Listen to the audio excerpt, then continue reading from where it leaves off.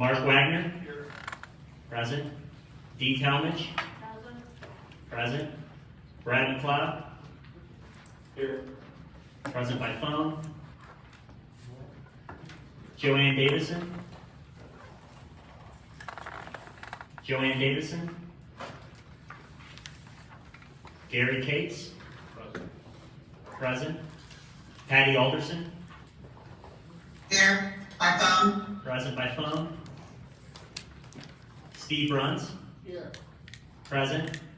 Mary Beth Kemmer. Present. Present. Arthur McGuire. Present on Zoom.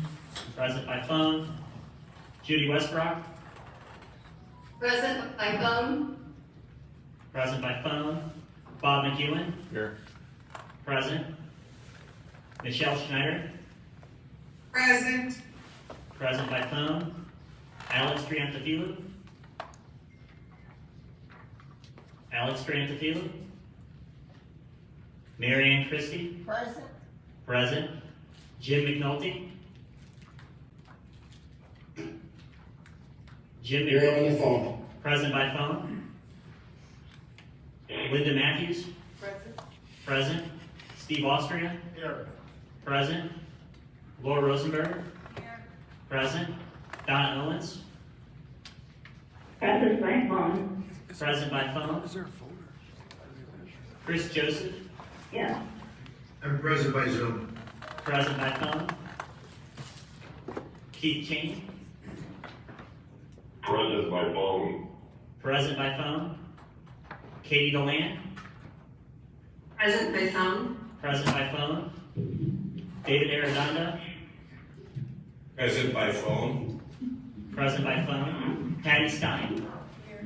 Present. Greg Simpson. Present. Present. Gloria Martin. Here. Present. Jim Burgess. Here. Present. Penny Martin. Present. Present. Mark Bainbridge. Here. Present. Susie O'Brien. Here. Present. Tim Inwood. Present. Present. Bonnie Ward. Present. Present. Mike Berger. Here. Present. Mary O'Toole. Present by phone. Present by phone. Jack Etheridge. Here. Present. Melanie Lenahan. Here. Present. I would have said present by phone. Pat Hennessy. Here. Present. Angela White. Here. Present. Joe Miller. Present. Present. Susan Robin. Present by phone. Present by phone. Rob Hovis. Present. Present. Joanne Campbell. Here. Present. Robert Frost. On the phone. Present by phone. Doris Peters. Here. Present. Shannon Burns. Here. Present. Lucy Sticken.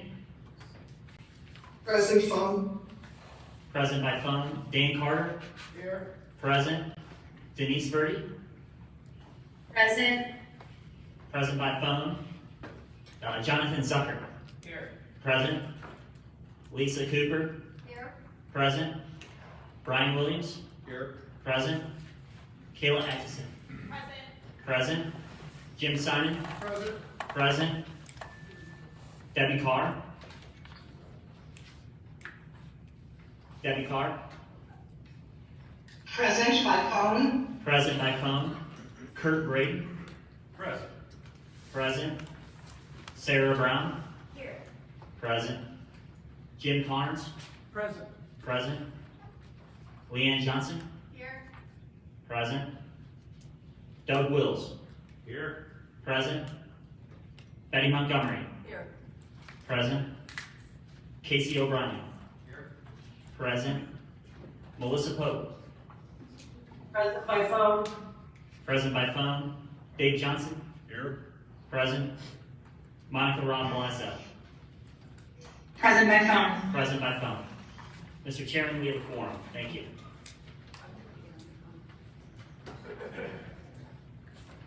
Thanks. I was just asking Justin to make sure we tabulate the number of people that are on by phone, so if there's any voting that we're aware of that.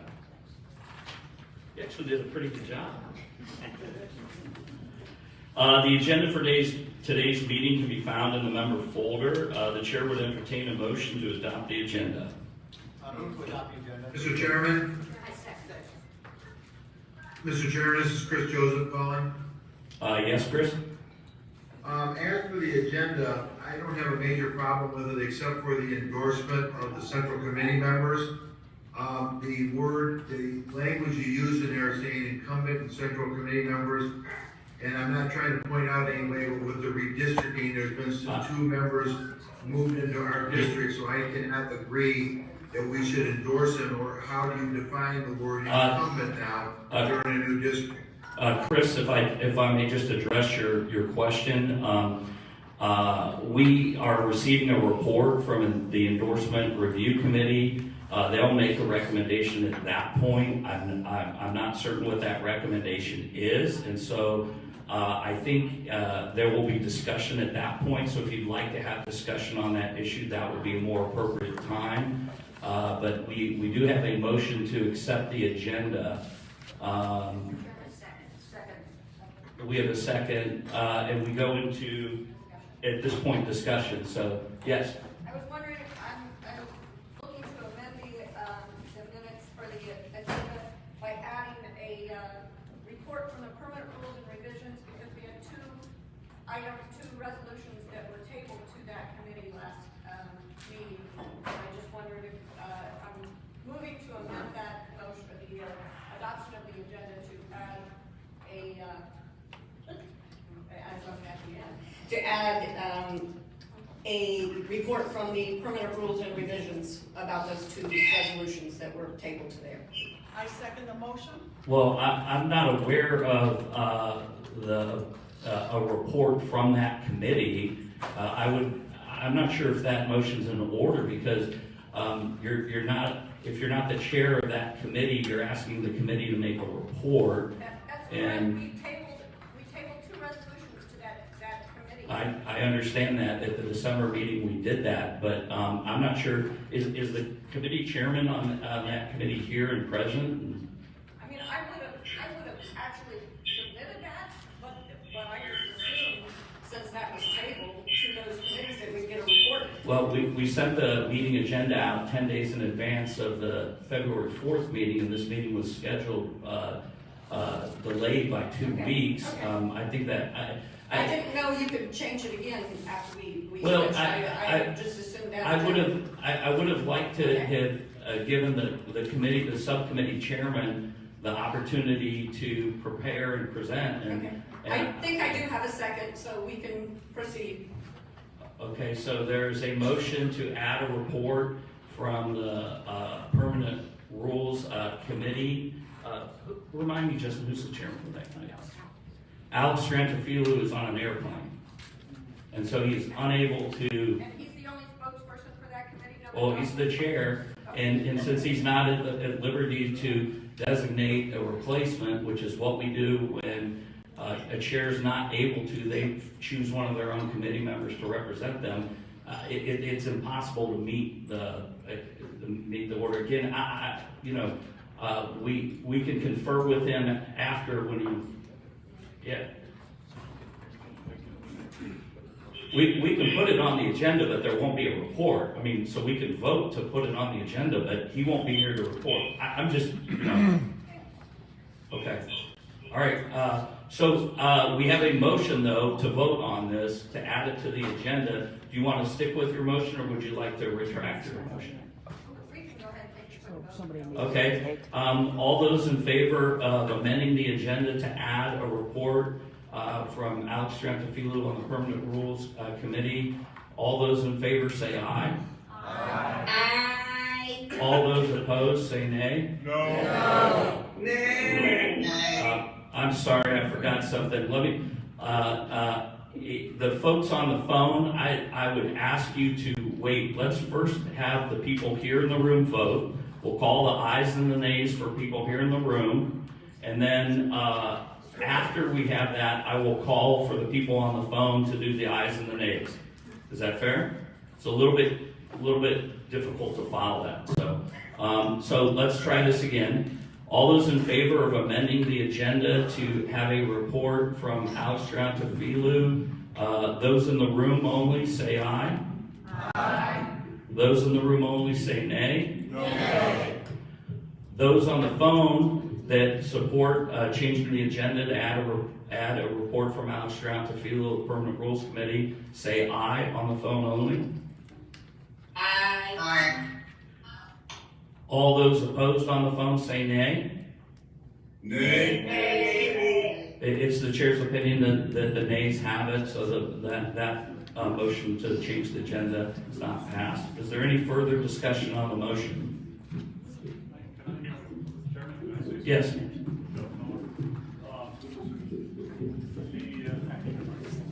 I don't have a big booming voice, so I need a microphone. Thank you. Just so everybody understands what we're doing here, there were 3 motions from last meeting that were tabled, and we claimed, or the people that put the motions forward claimed that there were violations of the bylaws. And so we thought that that would take a high precedence and that a committee would meet and discuss it and talk about it. So we just wanted to get what the latest developments were on that. So No. that's what what Elisa's. No, I understand that. He's just not here.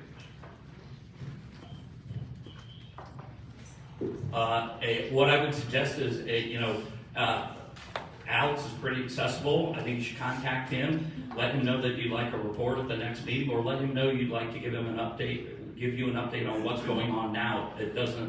His conversations with you about his committee and what's going on don't have to only take place at this meeting. So I encourage you to contact him. He's very approachable and accessible, and should be.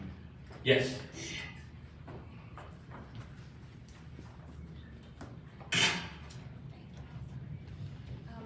Mr. Chairman, I'd just like to say, the policy committee did meet. I wonder why they wouldn't have discussed this. And I know that there are other policy members here. Would they be able to elaborate on whether or not that was discussed? Because, like Mr. Miller said, this is pertinent and very important to what we do.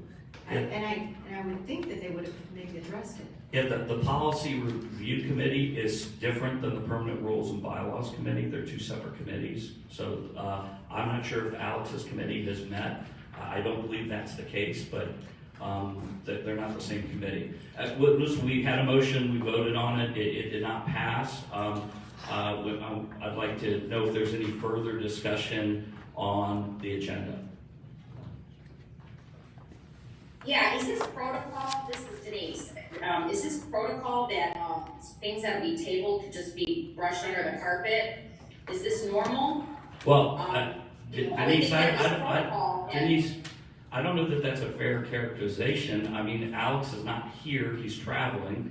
I don't know what to tell you. I mean, he's on an airplane. I mean, if it were a matter of him being here and being on the phone or being available to answer questions, I would have no opposition or reason to not have him come here. I think, again, he's an approachable person, and you can call him, you can ask him, and provide an update early. You can provide an update in writing. You can do there's all different kinds of options, but we have an agenda we need to get through today. So I appreciate your concern and you would like to know the progress on that, and I think that's fair. But again, I can't make a guy appear that's not here. Yes. Okay, well, that's fair enough. I mean, it just seems odd to me. I mean, it was December and it's mid-February. I just think it's odd. Thank you. Again, I don't know if he's met or done anything, or if he's had discussions or not. I try to let the subcommittee chairman run their committees. Mr. Chairman, I did speak with Alex via the email, and I did actually, he told me that they would be meeting, the Permanent Rules Committee would be meeting to discuss actually my amendment proposal. So I know there were others that are on that committee here today. Would they be able to elaborate on that in lieu of the fact that he is not present? Well, again, Because we do know that I think they it would met. be, I think it would be very discourteous to Alex, who's the chair of that committee, to have someone assume responsibility for his committee. We have other subcommittee chairs here. We have actually, later in the agenda, someone's giving a report on behalf of another committee chair at that chair's request. So that structure, I think, is very important. And again, I don't know what purpose it serves to have this discussion any further at this point. So I really need to move along. Are there any other discussions outside of this on the agenda?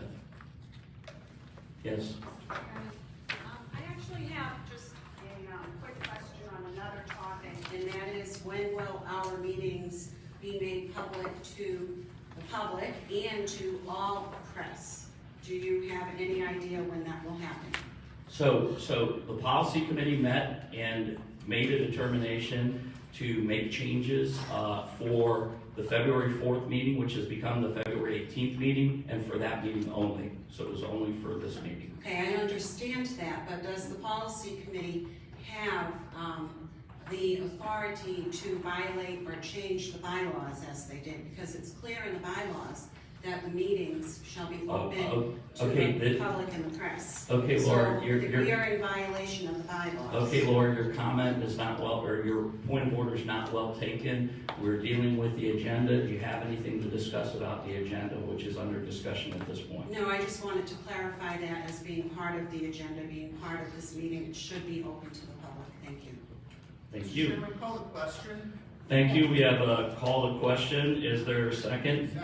Second. We'll now proceed to a voice vote. Again, we want to separate this for the agenda. First, those individuals in the room that approve the agenda, vote by saying aye. Aye. Those in the room that oppose the agenda, vote by saying nay. Those on the phone that support the approval of the agenda signify by saying aye. Aye. Those on the phone in opposition signify by saying nay. In the opinion of the chairs, the ayes have it, and the agenda is adopted. And now move on to approval of the previous meeting minutes. There's a copy of the minutes from the December meeting in the member packets. The chair will entertain a motion to dispense with the reading of the minutes for their approval as presented. Chairman, Yes, Mr. Hollis. I move to dispense with the reading of the minutes and approve them as distributed. Thank you. Is there a second? Chairman, I second. Okay, there's a second. Any discussion? Yes, Jim. Thank you. In order for the members of the State Central Committee to govern effectively, we need our meeting minutes to properly reflect the business that was transacted. The minutes need to be a complete record. The December minutes do not fully reflect the business that transpired on December 3rd. Robert's Rules Section 48.4 Part 6 clearly states that, quote, "The body of the minutes should contain a separate paragraph for each subject matter and should show all main motions to bring a question before the assembly." Then Part A of this section continues with, quote, "stating the wording in which each motion was adopted or otherwise disposed of." Robert's Rules clearly says the final wording of all motions is to be recorded in our meeting minutes. After informing Executive Director Biss the meeting minutes needed to be updated, he requested I send him those updates. On December 27th, I responded with those updates. Not realizing the secretary was not included, I forwarded the changes to her on January 9th. Here today, I notice the meeting minutes have still not been properly updated, so I move to amend the minutes in the following manner. One, in the adoption of the minutes section, member Doris Peters and member Laura Rosenberg made a motion. The text of each motion is to be added to the December minutes. Two, in the new business section, members Mark Bainbridge, Laura Rosenberger, and Melanie Lenahan each put forth a resolution. The text of each resolution is to be added to the December minutes. That is the end of my motion. Since I've already sent the proper text of the resolution to the Executive Director and Secretary, I opted not to read them to you today, but I do have them if you would like them. I am requesting that this body's records have the proper accounting of our meetings reflected in our meeting minutes, and that we base the recording of our minutes and our meetings on the procedures provided by Robert's Rules. Thanks. Second. So there is Can a you identify who is speaking, please? Jim Burgess. made the motion and seconded by Mark Bainbridge. Please identify, we're not seeing who they are. Okay, yeah, so for the edification of the folks on the phone, just please state your name. You don't have to state your district number, but if you're so inclined, you may. And we'll proceed in that fashion as a courtesy to those joining us remotely. Jim, correct me if I'm wrong, your motion is that you take the body of those two resolutions that were dispensed with and tabled at the last meeting and insert their text into the meeting minutes of the record. Correct. Robert's rule says to have the body of the motions, the resolutions, 2 motions in the meeting minutes and 3 resolutions in the new business section. Okay. And we have a second. So any other discussion on that? Jim? I just want a point of clarification. I have no objection to what's been recommended, what's been approved, but there was an earlier statement which suggested that the minutes were to be somewhat of a transcript of the proceedings, and that is not consistent with my understanding of Roberts or the way that we have proceeded in the past. So long as that is not part of the request, I'm fine with the motion as presented, but I wanted to clarify that. Yeah, I mean, I'm not sure. I mean, the motions that were, or the resolutions that were made are a matter of record, so I don't see the difference between having them actually physically attached to the minutes versus not having them just referred to the minutes. So, I mean, but that's the motion that's before us, so is there any further discussion? Okay, Jack. Well, I appreciate the point you just made, Bob. This is Jack Etheridge, Senate District 19. But I do think that it is important for us to err on the side of fastidiousness, if you will, on topics of this nature. Sure. I think Robert's rules state the matter pretty clearly, and I think that we have already obligated ourselves to follow Robert's rules, so I think that we should proceed with that in mind. Okay. Is there any further discussion?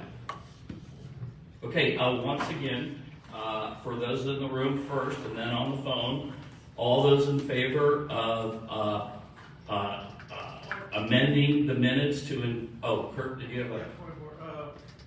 Are you going to review the motion? Yeah, I'm just doing that right now. Just to be clear, the motion is that we would add to the minutes, as official part of the minutes, the text of the resolutions as submitted at the time and as voted upon at the December meeting. And that is the request here to amend the minutes. There's no further discussion. Yeah, Sarah. Mr. Chairman, one further question on this point.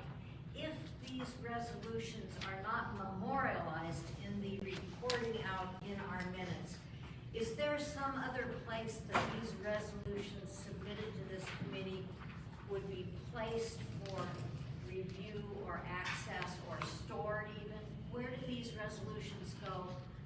Well, we keep files on these things, but what I understand is the sponsors of these motions want to memorialize it, similar to what they do in Congress by adding something to the record, but not, actually reading it every time that they put it into the record. So, it's 6, half dozen the other on it, but, the committee, there doesn't appear to be a lot of opposition on it. So, just to be clear, the motion is to amend the meeting minutes to have resolutions as attachments or part of the official meeting minutes referenced to, so they aren't just referenced to, that they actually become part of the meeting minutes. So those in favor of that amendment, in the room only, signify by saying aye. Aye. Those opposed, nay. Okay. Those on the phone that agree with amending the minutes to add the text of the resolutions that were submitted and dispensed with at the December 4th meeting, please signify by saying aye. Aye. Those opposed say nay. It's the opinion of the chair that the ayes have it. The meetings are amended to include the two resolutions, those resolutions that were dispensed with at the December 4th meeting as part of the minutes. So if you make sure you follow up with Monica on that. Okay. Is there any further discussion on the minutes from the previous meeting? Okay. Can I entertain a motion to accept the meeting minutes as amended? Motion moved by Shannon Burns, seconded. Oh, okay, it's already pending. Okay, fair enough. Thank you, Rob, our resident parliamentarian. So can we call the question? Those all in favor, first in the building, then on the phone. Those all in favor of the minutes as amended, please signify by saying aye. Aye. Those opposed, nay. Those folks only on the phone signify accepting the amended minutes by saying aye. Aye. Those on the phone say nay. It's the opinion of the chair that the ayes have it and the amended minutes are accepted. Thank you. Now on to old business. We have under consideration a draft resolution submitted by Joe Miller. The chair recognizes Joe Miller for 3 minutes to introduce the draft resolution. Joe?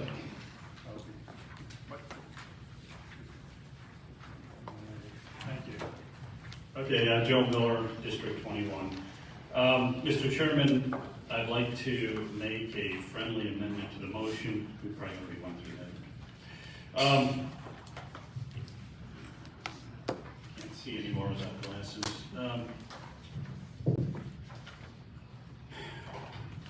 Okay, let me start off like this. We need transparency with this organization. And I'm going to get to this in just 1 second. No, that's fair, Joe, and not to take any time away from you, but Joe has just requested, for the edification of the members, I want to clarify what he said. Joe had submitted a resolution at the last meeting. He said he wanted to make a friendly amendment to his resolution at this meeting.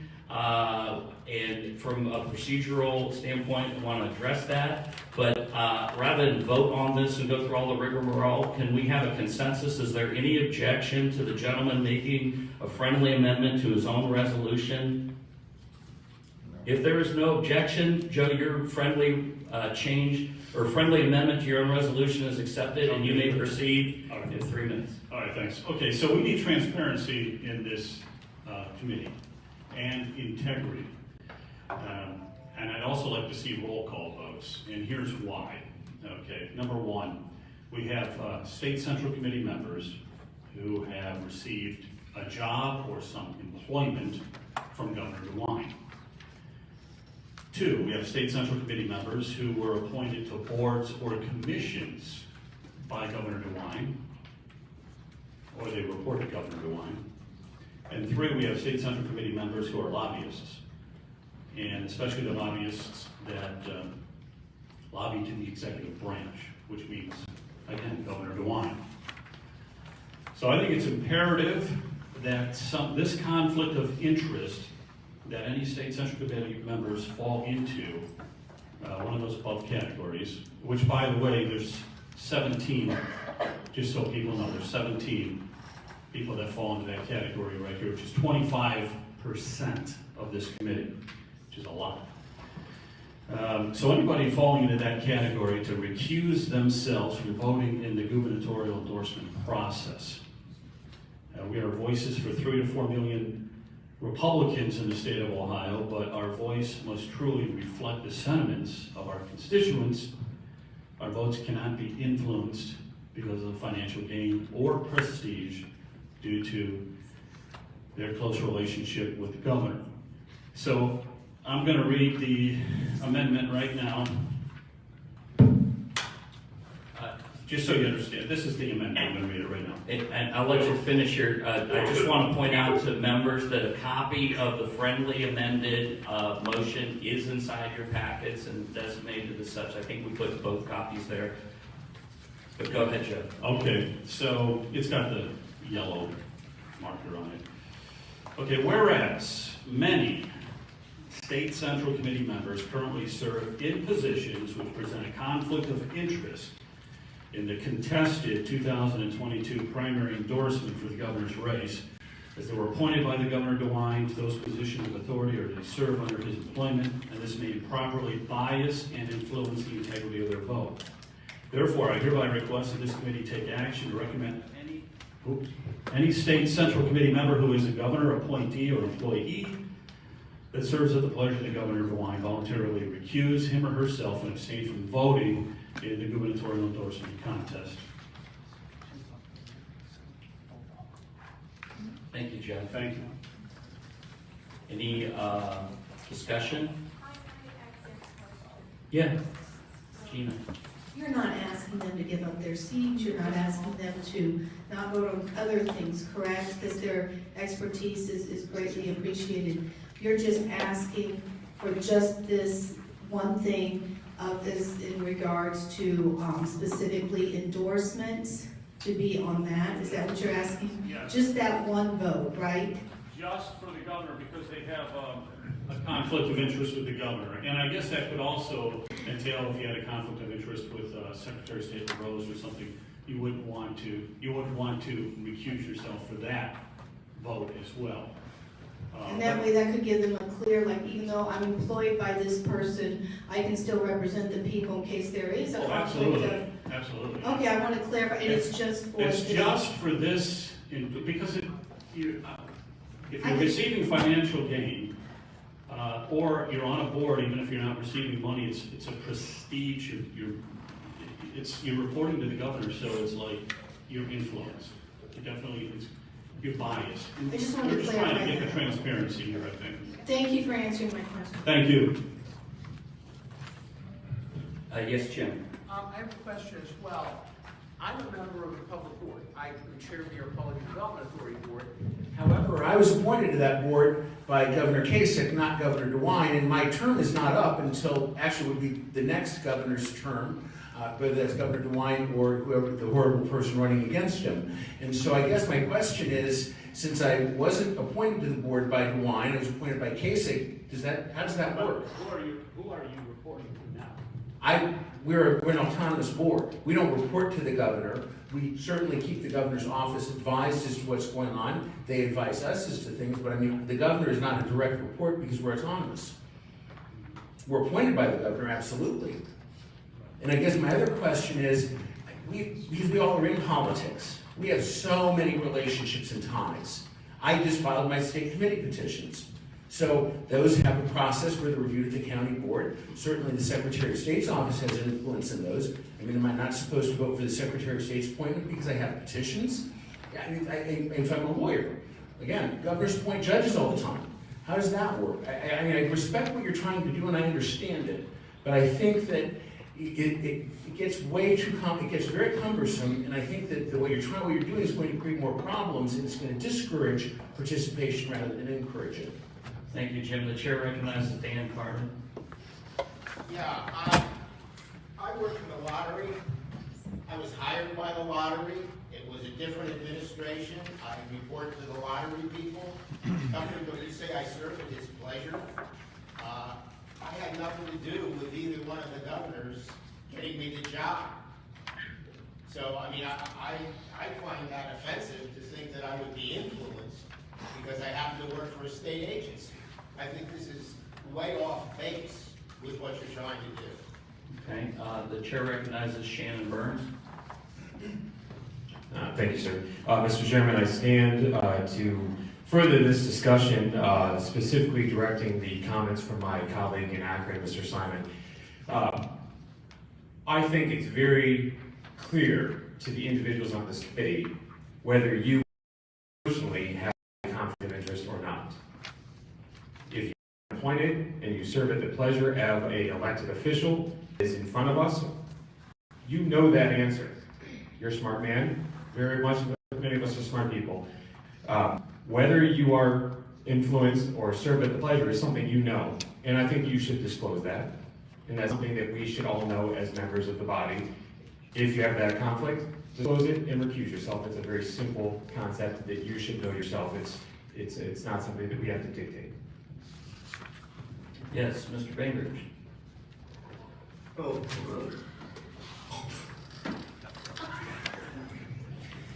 Mr. Chairman, I just want to point out from a business standpoint, this is a very common thing that all businesses do, whether you're a federal government business, or whether you're an SEC organization, or whether you're a privately owned company.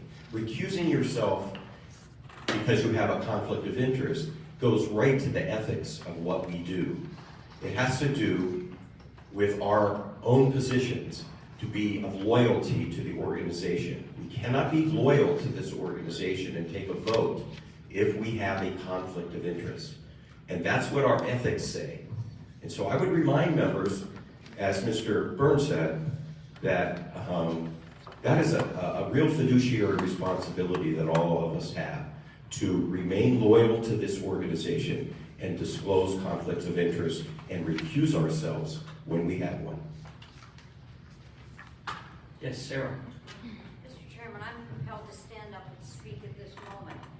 There has been much bandying about of the word ethics, which contains profound historic and philosophical meaning.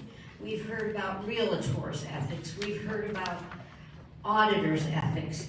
In the state of Ohio, we have the Ohio Ethics Law, which was put into the Ohio Revised Code following the end of Watergate, so that elected officials would not be misstepping around conflicts of interest and all of those true ethics matters. There was an attempt a few months ago to herd this group into being afraid because of ethics that they all had to file financial disclosure statements. It was only when checking with the Ohio Ethics Commission was the statutory cite given, and no, in fact, we are exempted from filing financial disclosures, so please be a little cautious when you throw out ethics, because a group that is supported in their ethics by loudmouth bullies is a little wanting in the world of ethics. If you want to know what the Ohio Ethics Law says, go to the Ohio Revised Code and read it. I'm reminded that when Gorbachev went to the United Nations years ago, as the communist empire was spreading and creating terrible things around the world, somebody said, "Mr. Premier, how do you keep going? How does this happen?" And he said, "It's like slicing bologna. It's like slicing bologna. That's how you get it done. Slice by slice by slice." And I would urge us all to be reminded that that's how institutions are damaged and crippled, like slicing bologna. Thank you, Mr. Chairman. Thanks, Sarah. Angela?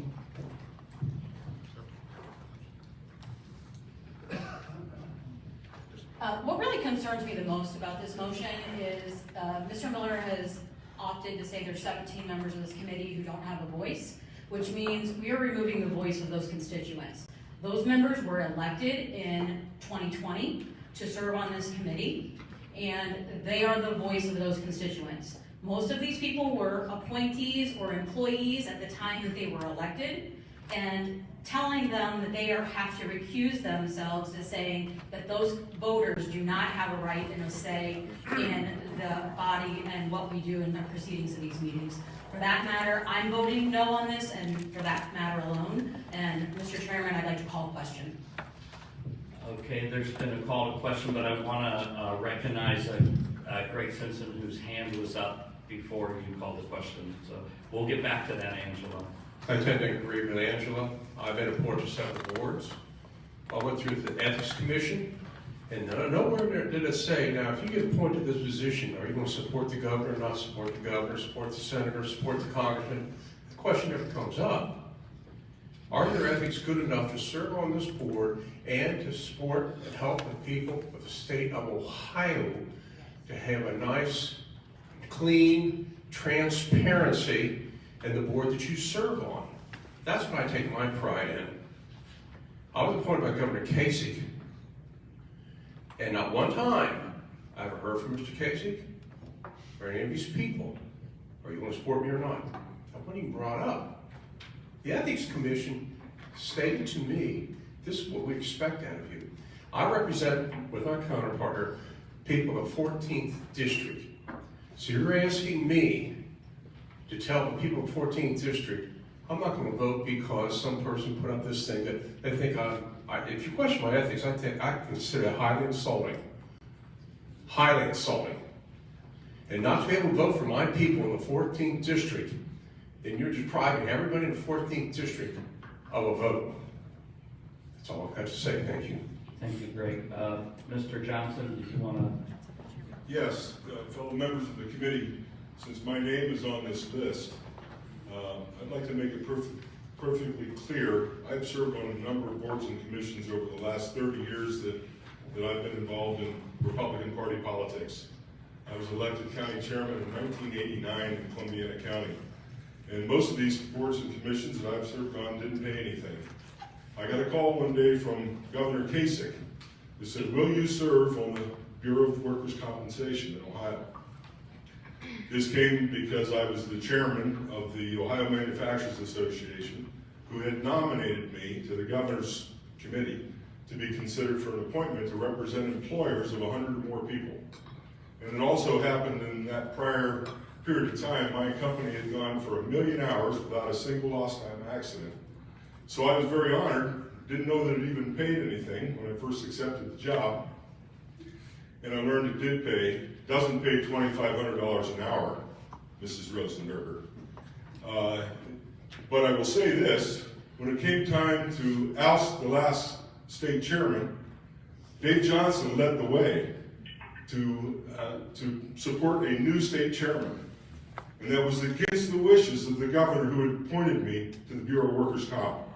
I had no qualms whatsoever telling Governor Kasich my reasons for ousting Mr. Borges.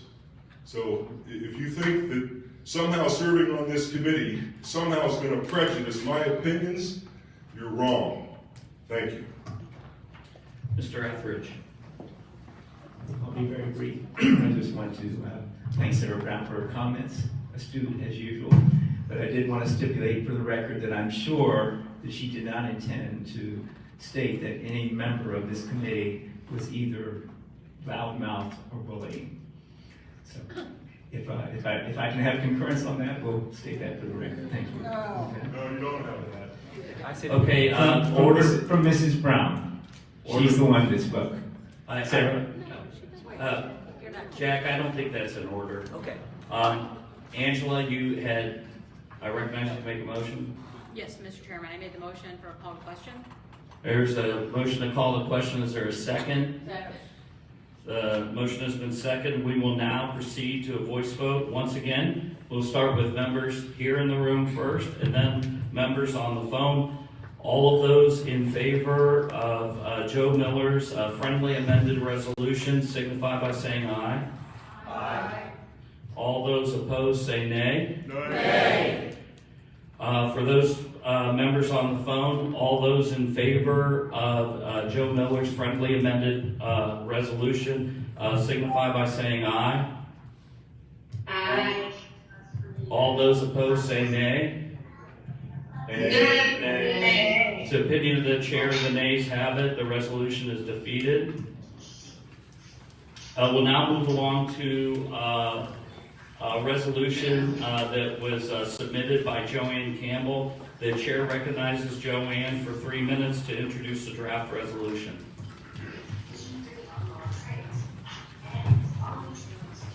Can those folks on the phone please mute unless there's a time to vote or a statement to be made out of courtesy to Ms. Campbell? Thank you. Thank you, Mr. Chairman.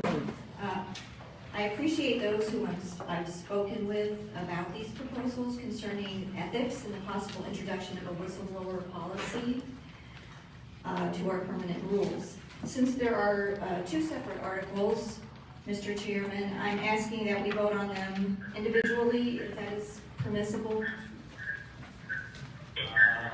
I'm not certain. I think it was submitted as one. That's why I'm confused. What do you mean by 2 separate? There are 2 separate articles, two actual separate amendments. The whistleblower is one article. The ethics is the first. It starts with the first. They are related, but they're not the same. I spoke with you last meeting in December, and you told me I could do that. Uh, I think it just might make things a little bit easier to take them one at a time. No, it's done, listen, this was done as a single resolution, and it's taken us a long time to vote on these. I'm not sure, we just got done voting on an ethics resolution prior to this. Well, this is an amendment to the. Point of order. Yeah. So this is open parliamentary, this, whether this is, there would be an amendment to the motion that would need to be voted on, or whether the proposer can do this. I mean, I think it's an amendment to the motion, is it? Yeah, I think Joanne, the reason this is an issue is this was presented to the members as a single resolution, as Joanne Campbell's resolution, and it was not presented as two separate resolutions on the agenda for the December 4th meeting. I think you would have to make an amendment to the resolution, to have this as two separate resolutions, to have two separate votes. Can I do that? Make an amendment to make these two separate? You can do whatever you want if you want to propose a motion. I propose a motion that we make these as two separate amendments to the permanent rules. Is there a second? I'll second. There's a second. I don't know who said second that, but there was a second. Okay. Okay, is there discussion? Ms. Atchison? They must be notified at a certain amount of days of changes to resolutions. Is that correct?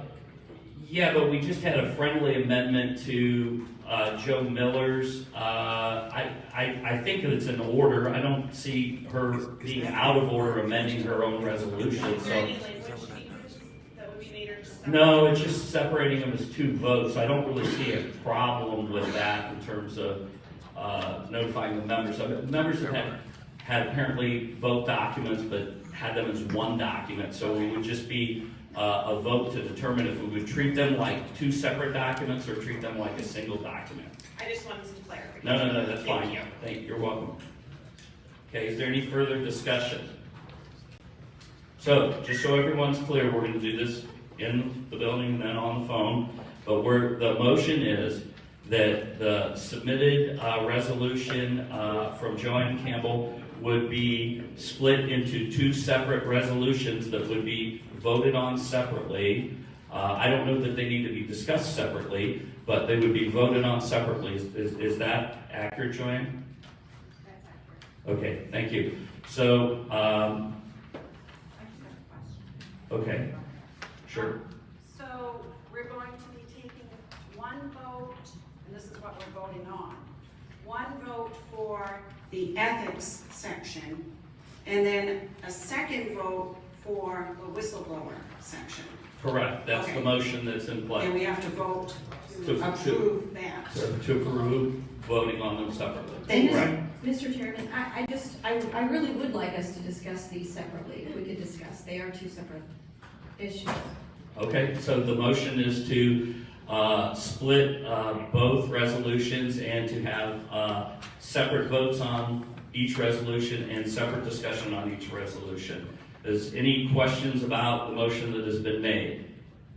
Okay, so there doesn't appear to be any question. Any questions from folks on the phone about the motion that's being made? Okay. So again, for those in the room, those in favor of splitting the motion and having separate discussion and separate votes on each, signify by saying aye. Aye. Those opposed say nay. Nay. Those on the phone in favor of splitting the resolutions into two separate votes, into two separate discussions, signify by saying aye. Aye. Those opposed say nay. It's opinion of the chair that nays have it, so we'll treat these as one document and have discussion. If you want to take, I'll take liberty as the chair and give you a little more than 3 minutes since you've got so much to discuss. Thank you, Mr. Chairman. I believe we can do so much to actually become more accountable and work with a transparency that will engender the trust that many believe is so obviously missing, to repair the rift within our party and become a magnet for Ohioans who crave true integrity. as I'm sure we all do, and honest leadership.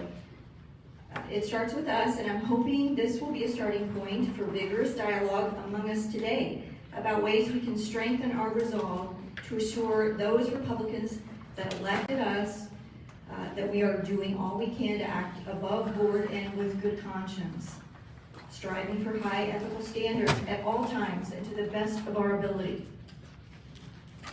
So with that, I make a motion to amend our permanent rules to include Article 12 and 13 as follows. Ethics, the code of values and decent human behavior will be defined and supported by the Ohio Republican Party. Our party and its leaders, public officials, public figures and elected officials are role models, standing for issues, making decisions, and developing policies for the good of society. The ORP commits itself to apply a code of high ethical standards in action, word, and deed, and encourages all its members, including elected and public officials, candidates, county leaders, central committee members, and community leaders to apply these standards in obedience to Ohio ethics law, personal characteristics of integrity, honesty, and transparency of action. All ORP State Central Committee members and officers shall adhere to the Ohio ethics law, and in addition, all committee members that are employed and are appointed by elected officials or those committee members with an immediate family employed by elected officials may not vote on endorsements, resolutions, or financial support pertaining to said candidate, campaign, or elected official. And Section 4, in addition to Ohio ethics law, those that are registered lobbyists or work for registered lobbyists or have immediate family employed by lobbyists that lobby the government of the state of Ohio may not vote on endorsements, resolutions, or financial support of any candidate, issue, platform, campaign, or elected official. In addition to Ohio ethics law, the ORP State Central Committee members must recuse themselves when there is the appearance of an improper influence. The penalty for a member that knowingly fails to recuse him or herself due to a conflict of interest is immediately censured with a loss of 12 months of voting privileges. And the whistleblower policies, as I'm sure you are all aware, encourage members to feel comfortable coming forward with a serious concern of an unethical, illegal, or improper nature without fear of retribution or retaliation until the matter is properly looked into and investigated and resolved. Many organizations have whistleblower provisions, and I think it worthy of discussion to consider doing the same. I'm hereby moving to amend that Article 13 whistleblower policy, which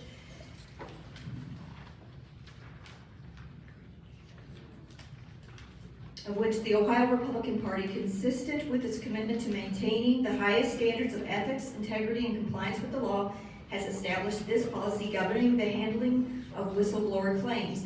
This whistleblower policy applies to all ORP officers, State Central Committee members, employees, and contractors, and covers unlawful conduct, practices, or activities, violations of any ORP policy or permanent rules, inappropriate use of ORP funds or other resources that are inconsistent with the permanent rules, conflicts of interest, misappropriation, falsification, alteration, or destruction of ORP records, conduct, practices, or activities that are inconsistent with generally accepted accounting principles.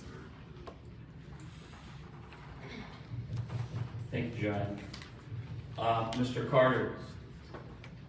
Yes, I move the previous question. We've had this material since November. We've looked at it, and I will move the previous question. There's been a motion to call the vote. Is there a second? I'll second that. Okay, it's been seconded. So once again, we have the resolution before us. You had it for the December meeting. You have it before you here for this meeting. It is in your packets. Since we've ended debate and called the question, we will now proceed to a voice vote once again. Those of you in the room first, and then those of you on the phone. We will now proceed for a voice vote. And the vote is on the proposed amendment on ethics and another one on whistleblower submitted by Joanne Campbell. All those in the room in favor of the resolution signify by saying aye. Aye. Those opposed say nay. Nay. Those on the phone in support of the resolution signify by saying aye. Aye. Those on the phone opposed signify by saying nay. Nay. It's the opinion of the chair that the nays have it. The resolution is defeated. We will now move on to the financial reports. And, oh wait. No, we did, it's all voted as one. That's all voted as one. Yeah. That was defeated. That was defeated. Both of you guys, come on, catch up. You're supposed to be on top of this. All right, well, we will now move on to the financial reports. Please be aware, I discussed this at the last meeting, and I'll reiterate here at this meeting. Please be aware that we are under active litigation on several issues, including topics of a financial nature, and we may be unable to take questions at this time. If you do have questions about the reports that will be submitted here, please email them to us, and we can address them, or have the audit committee chairman or the treasurer address those as well. If at this time the chair recognizes audit committee chairman Kurt Braden to give the audit committee report. Kurt? Thank you, Chief.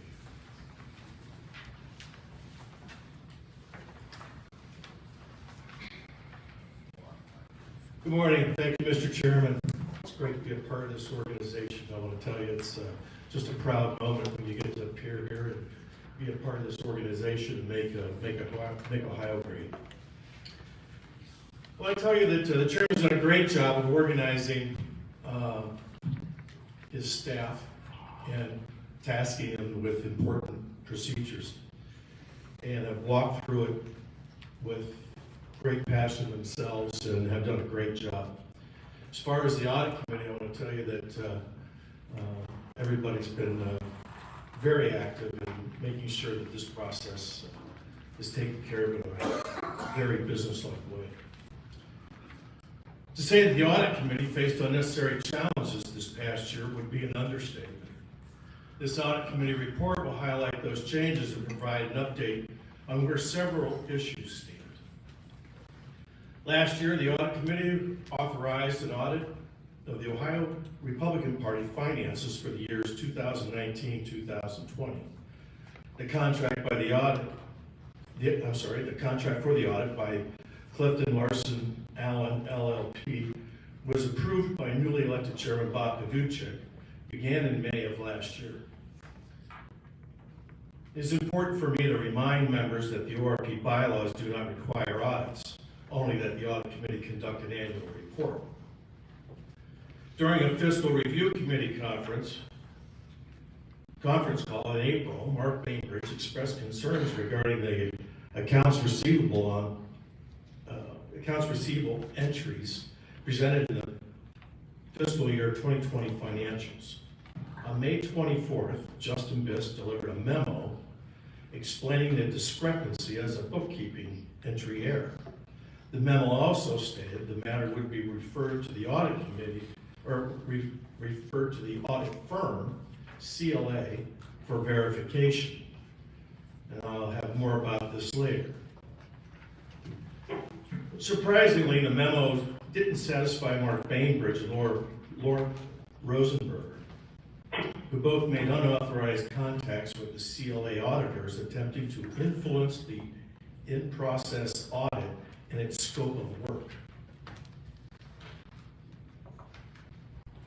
While any member of the committee may contact the auditors to present material evidence and concerns regarding misfeasance or malfeasance, only those individuals authorized by the committee can manage the process.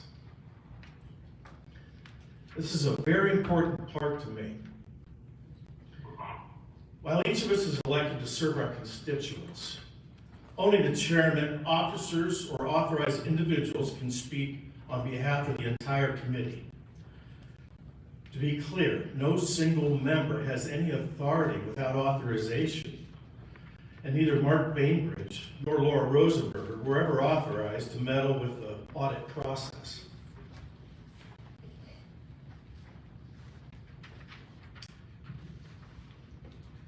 This unauthorized attempt to influence the audit was the beginning of a campaign waged by Mark Bainbridge and Laura Rosenberger to defame and disparage the Ohio Republican Party and this committee.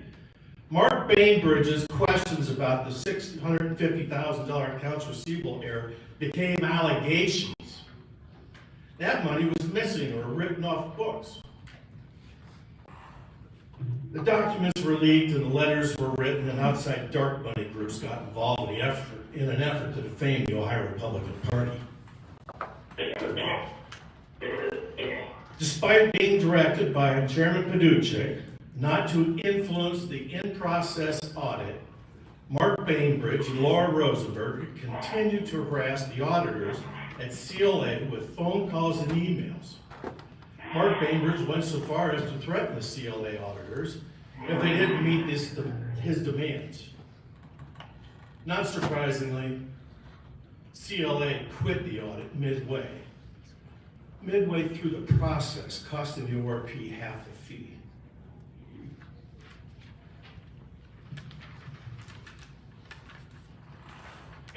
After Mark Bainbridge and Laura Rosenberger sabotaged the CLA audit, Laura Rosenberger was removed from the audit committee. Currently, efforts to find a new auditing firm have been hampered by the negative campaign waged by Bainbridge and Rosenberger. Auditing firms are not eager to engage in controversial matters, and the negative press coverage generated by Mark Bainbridge and Laura Rosenberger have created such controversy.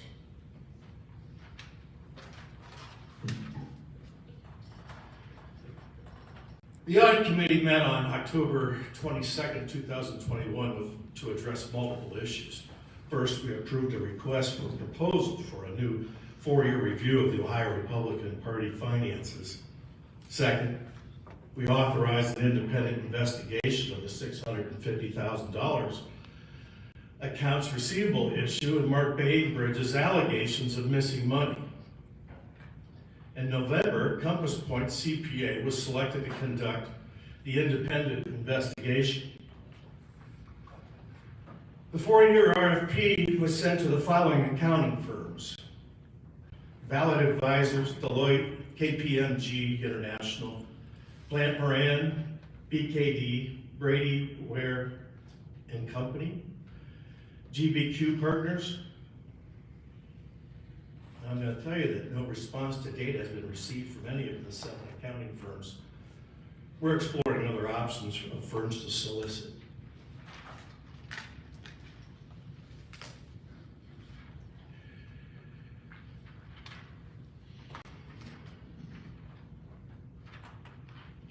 On January 21st, 2022, Compass Point completed the report and found no wrongdoing. They found no wrongdoing. After reviewing bank receipts, Compass Point determined that all invoices were paid, excluding a single invoice for $745 to Stitt for Governor. Furthermore, there is no missing money, and the ORP did not write off $650,000 in account receivables. Compass Point determined that these specific accounts receivable were not written off, and the money was collected by the ORP. Compass Point's analysis did not find any illegal or fraudulent activity, nor the misappropriation of funds. The bottom line, this was a bookkeeping mistake and not theft. It's important to report that Compass Point hosted a Zoom meeting on January 17, 2022, with Mark Bainbridge and Laura Rosenberger to review the report and answer their questions. Despite their antagonistic behavior and lawsuit, Mark Bainbridge and Laura Rosenberger have had every opportunity to know the results of this independent investigation. Mark Bainbridge has made many unsubstantiated public allegations of missing money that seems to keep growing every week. It is impossible for the audit committee to address those allegations, as Mr. Bainbridge has never clearly communicated them to either Chairman Paduchek, the audit committee, or the ORP. Until this fact changes, the audit committee will consider this resolved. All that said, audit committee looks forward to the Republican victories that we're all going to be working for the rest of this year. And I want to thank all of you for your hard work and look forward to working with you this year, getting Republicans elected. Thank you.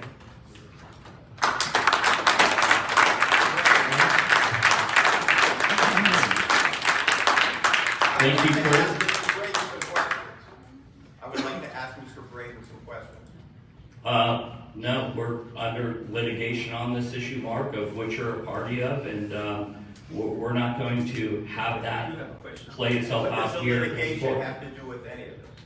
Everything. I think it might have a lot to do with it. Litigation has to do with the fact that the audit committee has not hired anybody to do an audit because we released a report against this Compass report specifically says it is a report that stays within this. Mark, your point of order is not You are never going to get an audit from now. Mark, please. The chair recognizes Jack Etheridge. Mr. Chairman, I just wish to read from the official meeting minutes that we received. Member Jack Etheridge requested Member Jim Simon, who I respect, to amend his motion. Member Simon accepted and revised the motion to refer the draft resolution, this was the so-called Bainbridge resolution, to the audit committee and to provide an update at the February 4th, 2022 meeting. As that this is the replacement meeting for February 4th, February 4th, I ask that Mr. Braden fulfill the committee's wishes, which were duly voted on, and present his report. Thank you. Thank you, Jack. Okay. The chair recognizes Treasurer Dave Johnson to give the treasurer's report. Dave? Wait a minute. The reports don't have to be accepted, so it's Thank you, Mr. Chairman. I am delighted to present the financial report as follows. And I'm going to highlight just a few items that are on the financial statement and the balance sheets that are all have been presented to you.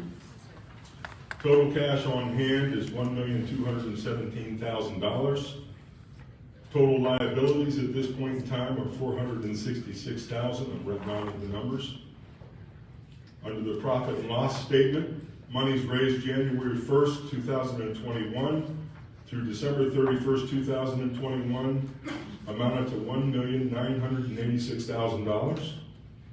Some fundraising highlights: we continue pushing our direct mail fundraising program, which has now generated $856,000. The ORP operating expenditures for the period were $1,579,000. Additionally, I want you to know that the Bainbridge-Rosenberger lawsuit has cost this party nearly $50,000 in accounting fees so far. This is disgraceful.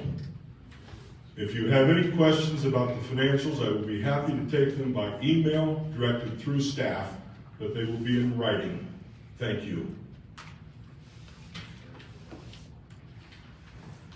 Real transparency. Sir, you're out of order. Mr. Chair, I have a question for you. Yes, Shannon?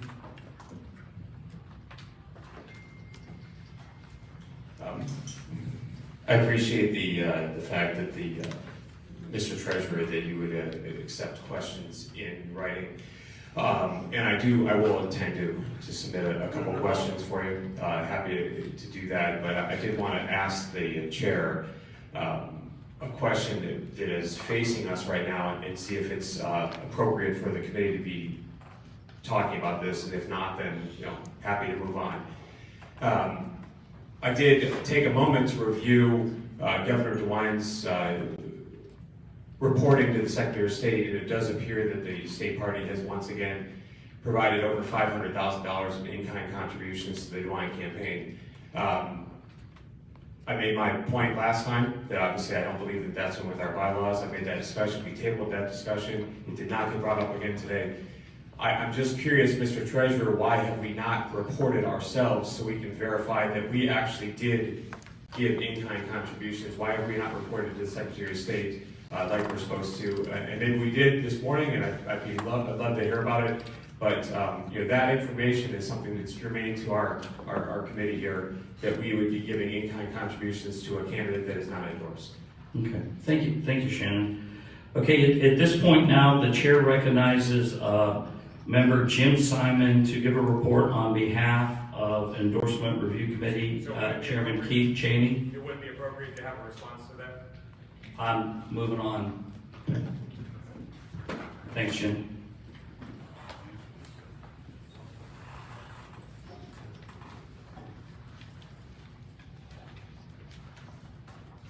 Thank you, Mr. Chairman. As the chairman pointed out, I am the understudy playing the role of our committee chairman, Keith Cheney, here today. Again, thank you and good morning. A good guiding example for the task before us was the great example of Chairman Dave Johnson's Judicial Screening Subcommittee, which met in September and ultimately provided a recommendation for the unity slate of Ohio Supreme Court justices. As you all remember, that team was unanimously endorsed by this committee, and I believe that show of unity has served them and us well. On January 11, 2022, the Endorsement Policy Review Committee sent the State Central Committee a letter that was sent to all declared statewide Republican Party candidates, asking them to apply for the Ohio Republican Party's endorsement. The following candidates replied with applications requesting our endorsement: Mike DeWine for Ohio Governor, Jim Renacci for Office of Ohio Governor, Dave Yost for Office of the Attorney General of Ohio, Frank LaRose for Office of Secretary of State, Robert Sprague for Office of the Treasurer of State, Keith Faber for the Office of the Auditor of State. After reviewing these applications, the Endorsement Committee interviewed Governor DeWine and Congressman Renacci. Each interview lasted 1 hour. There are 11 members. Each had the opportunity to ask multiple questions, some 2 and 3 questions. I want to thank both the governor and the congressman for making the time to answer the committee's questions. Our committee then met again just 2 days ago on February 16 to deliberate. After much reflection and consideration, the Endorsement Committee reached the following conclusions. First, the State Central Committee should follow the precedent set at our September 2021 meeting by endorsing statewide officers as a slate. We believe that Justice Sharon Kennedy, Justice Pat DeWine, and Justice Pat Fisher were well served by the unity exhibited by this committee's unanimous vote of support. 2, we recommend that the State Central Committee endorse its incumbent statewide elected officials as a slate: Governor Mike DeWine, Attorney General Dave Yost, Secretary of State Frank LaRose, Treasurer of State Robert Sprague, and Auditor of State Keith Faber. These candidates have clearly demonstrated that they're the most viable candidates to win in November. Third, the State Central Committee should postpone its consideration of endorsement for the State House, State Senate, and State Central Committee. The liberals on the Ohio Supreme Court have once again created a mess, as we see with redistricting. They've done it twice, and without maps, it's impossible for us to make recommendations on those seats at this time. Mr. Chairman, with the conclusion of my report, I would like to make a motion to endorse our great officers here in the state of Ohio for re-election: Governor Mike DeWine, Attorney General Dave Yost, Secretary of State Frank LaRose, Treasurer of State Robert Sprague, and Auditor of State Keith Faber. Thank you. Point of order. There is a motion before the committee that does not need a second as a report from the Endorsement Committee. So we move now to discussion. Point of order. But what's your point of order, Shannon? According to Article 6, Section 2, subsections B and D, the committee is required to vote to have approved primary policy and election guidelines in order for us to have this motion be in good order. I believe that this motion would not be in good order because we do not have guidelines passed. We do have guidelines for incumbent, Shannon. I'm not going to be able to dictate to you the actual line item in the bylaws, but we do. I can read them for you right now. They're right in front of us. For for an incumbent, subsection B of section 2, it says, write it very clearly that these must be in accordance with policy guidelines adopted by the committee, for which we have not adopted, and we do have precedent. In 2018, this committee did adopt policy guidelines, and we voted on it as a committee, and those have not been presented to the committee. Actually, I believe they have. And Jim signed Incorporated in our report. No, that's not accurate. You did not. The precedent for the committee was that in September of 2018, in 2018, they were presented as a separate document and voted on by the committee as policy guidelines. Shannon, the endorsement policy committee met on January 10th, I believe. They made the decision to review 4 different sets of endorsements. They had a process in place, candidate screen. They moved that process, and Sir, we've already been faced with enough litigation as an organization. We do want Mr. Burns, if I may. We don't want to get embarrassed again. Let's do this the correct way. Let's get back to basics here. You're talking about 2018 and endorsements in 2018. Precedent that we have set. I bet that is not a precedent that's applicable. We had open seats in 2018. We do not have open seats presently. Our party's rules specifically speak to the endorsement of incumbents. We took that into consideration when we met initially on January 10th. We adopted a policy that took that into account. We then executed on that policy. This report, may I please finish? This report is the product of that policy. You have the recommendation of our committee. Thank you. No, Mr. Chairman, so, Shannon, you made your point. Please sit down. Mr. Bainbridge. Yes, follow up on what Shannon said. There was also a policy endorsement committee guidelines. There were also endorsement policy guidelines that were passed in December of 2019 for 2020. Again, they were in writing, and they specifically only related to that year, if you read the header on those. So this is totally out of line with the bylaws. Mr. Burns is absolutely right. The bylaws require that we pass an endorsement policy guidelines before we can endorse anybody, and it's right in the bylaws. Let's let the bylaws speak for themselves, if we may. This is Article 6, Section 2, subsection B, sentence 1. The committee may endorse incumbent statewide elected officials, incumbent statewide state legislators, incumbent members of Congress, incumbent members of the State Board of Education, and incumbent members of the committee, period. That is the policy that governs, that is the rule that governs the decision that is being, the report of our, pardon. Would you finish reading that section? That is not applicable. That goes on to speak about the Ohio Supreme Court. And please move on to subsection B that I read. Shannon, you are out of order. Please be seated, okay? Please be seated. So the issue here is that we have a single rule that states the committee may endorse incumbent statewide elected officials, state legislators, etc. It ends. Then it also says that the committee may endorse in Ohio Supreme Court primaries and in primaries for state legislative races and in congressional races in accordance with policy guidelines. What we're speaking to here is the endorsement of incumbent candidates for statewide office. That is a separate provision of Article 6, Section 2, subsection B. That is the basis of our report. We have complied with our obligations under the rules. You have our report. Point of order. So you're not considering Thank you. You need to be recognized by the chair first. Laura Rosenberger. So Jim, you're not considering that prepositional phrase at the end of Clause 2 applicable to Clause 1? Mr. Chairman, should I respond to that? Yeah. We are speaking to the single sentence as it exists. Speak in the microphone.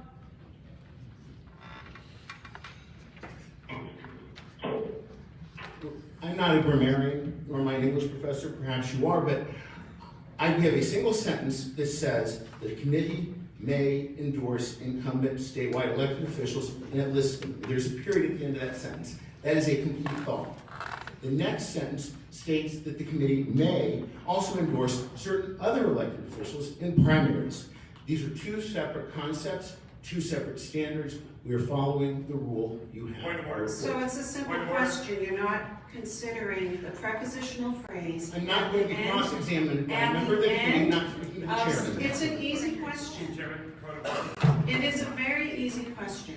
I am simply asking if you consider the prepositional phrase at the end of sentence 2 or clause 2 to not be applicable to the first part of that paragraph.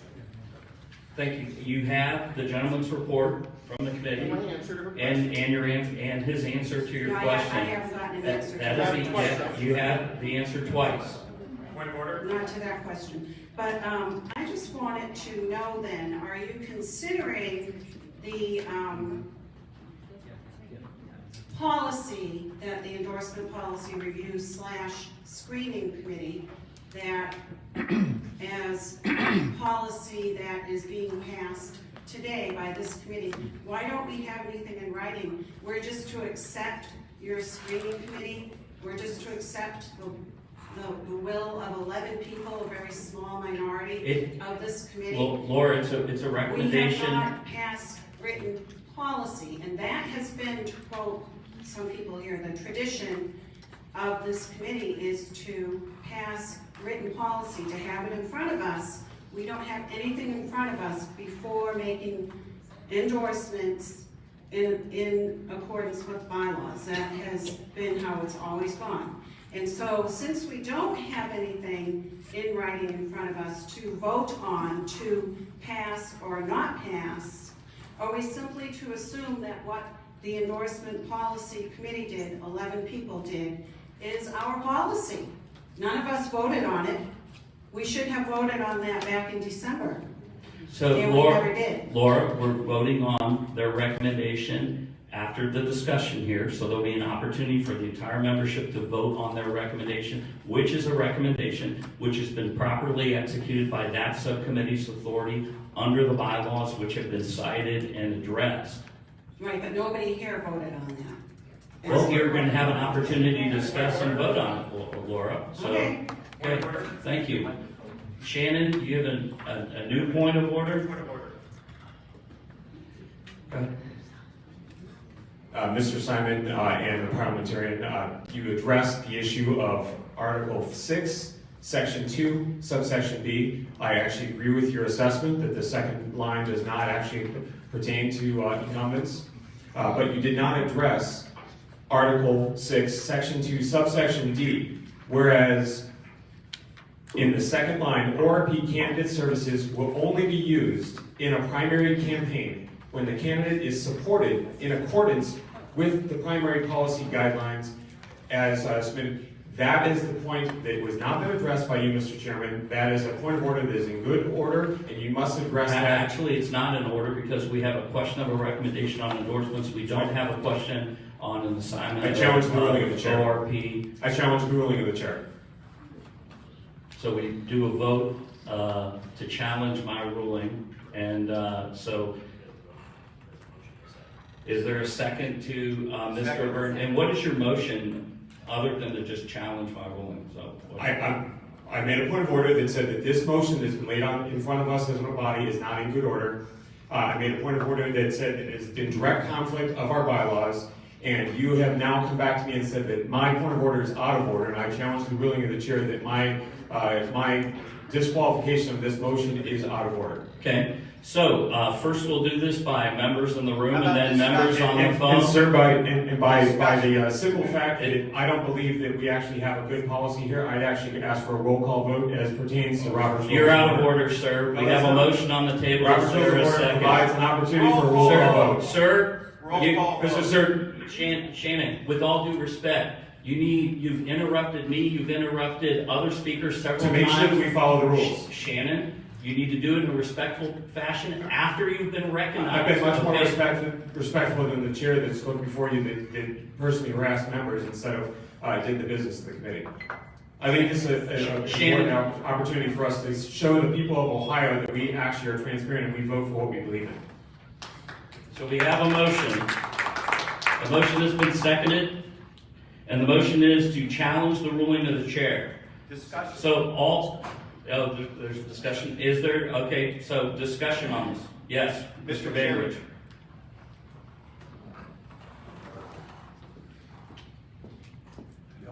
Mr. Chairman, I just want to point out to the members here that all the non-endorsed people, assuming we go ahead with endorsements under this process, all the non-endorsed people will have litigation that they can file against us for not following our own bylaws and endorsement.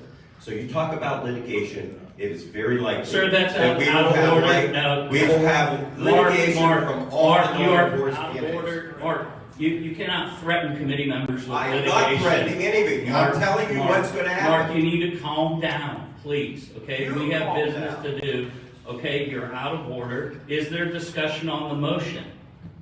Is there any other discussion on the motion? Mr. Chairman, can we get clarification on the motion? Like part of it, you agree with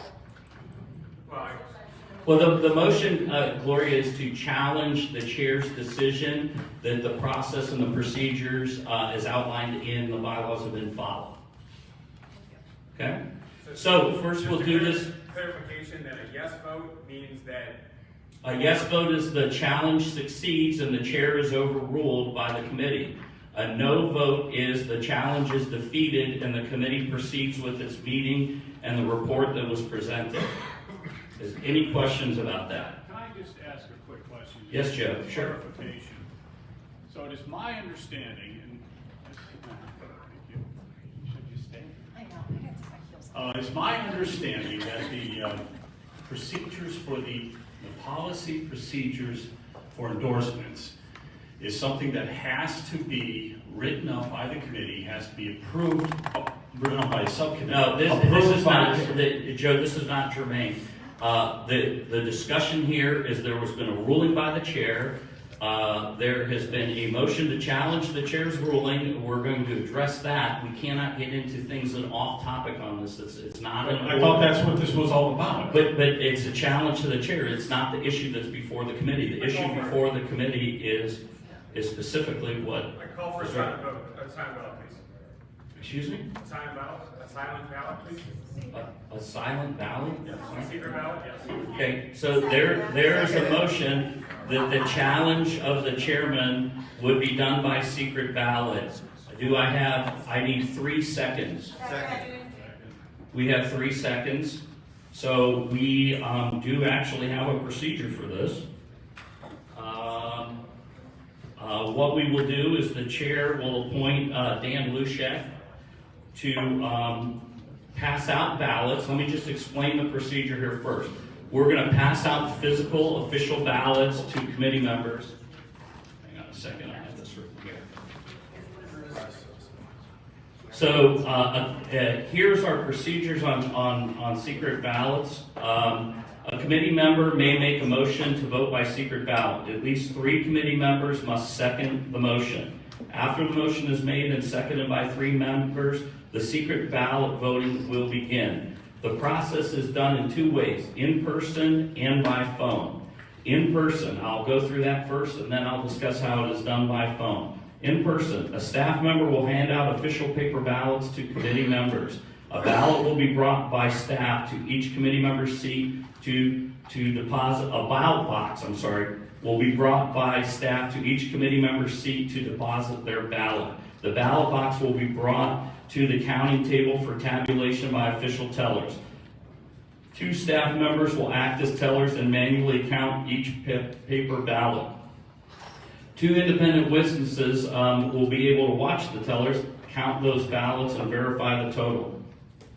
For those individuals by phone, a staff member will email an electronic ballot to each committee member attending by phone. Committee members will record their vote by reply email. So those of you on the phone, you will get an email. You reply to the email, whether you're voting A or nay on the motion. A staff member will print each electronic ballot out and will fold the top of the paper to cover the name and email address of the committee member to maintain secrecy of the ballot. The folded email ballots will be given to the tellers to add to the count. 2 independent witnesses will also be there to watch that take place. The tellers will bring the combined total to the chairman, and the chairman will announce the results. Are there any questions about that process? Nobody to agree with you, right? Clarify. That I will clarify the question here. So, an I vote is a challenge to the chair and disagree with the chair's ruling. An I vote is against the chair's ruling and in favor of Mr. Burns' motion. A nay vote is to support the chairman's ruling and the chairman's decision and to move on with the endorsement policy review committee, screening committee's recommendation. So once again, we don't have to do this separately now. We can actually do this at the same time. So those of you on the phone, you will get an email. An I vote is against the chair's ruling, and a nay vote supports the chair's ruling. Are there any questions, people in the room or people on the phone? Okay, I'm going to, some people started doing this. Havasiat. Oh, okay, he's got his ballot. So staff got a little bit ahead of me. Dan Lushek is passing out the ballots. Henry Morris is collecting the ballots with the nice brand new official ballot box that I recently purchased on Amazon.com. Hey, we need ballots over here, Dan. Okay. The chair appoints Justin Biss and Clay Morris to act as tellers. The chair appoints Garrett Arnold to act as teller for the electronic votes. Hey, Garrett, did you send that out? And did you send that out with the explanation on the I and the nay? Okay. The chair appoints, how about Shannon Burns, since it was your challenge to the chair to be there, and Mark Wagner, why don't you be the other witness since you're like right in eyesight? Or would someone else want to volunteer? All right, thank you. We'll take a few moments here as the ballots are collected. Henry, you want to pick up the slack there a little bit?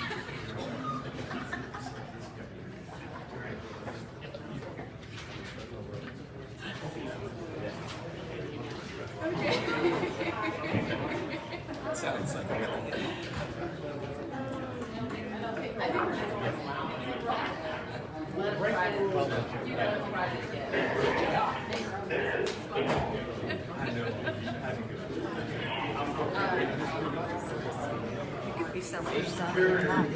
I asked the folks that are leaving. Please return quickly. Okay, so it'll take a lot of time. We're not recessed or anything.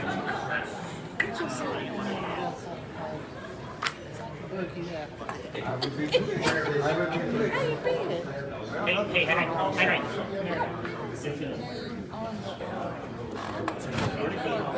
What? No, you guys have yours. I'll take a couple more of these. Hey, folks on the phone, please be aware that we can hear what you're saying.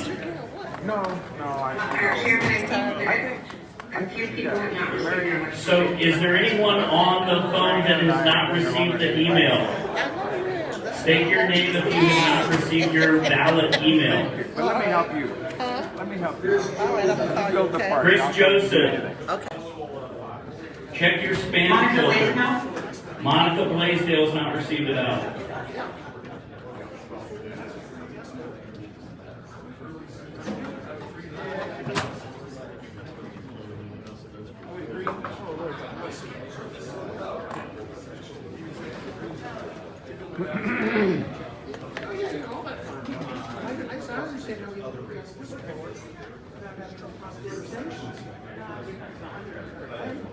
We're not going to take away my benefits.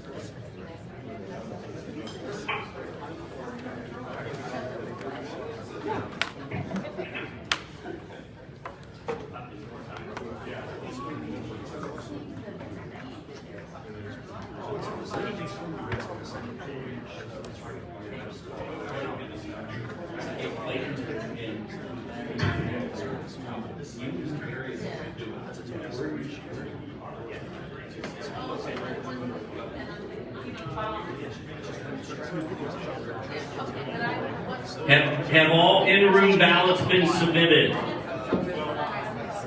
Have all email ballots been, has anyone not received an email ballot and not replied?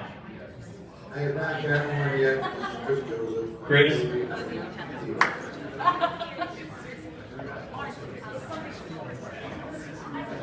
Check it over.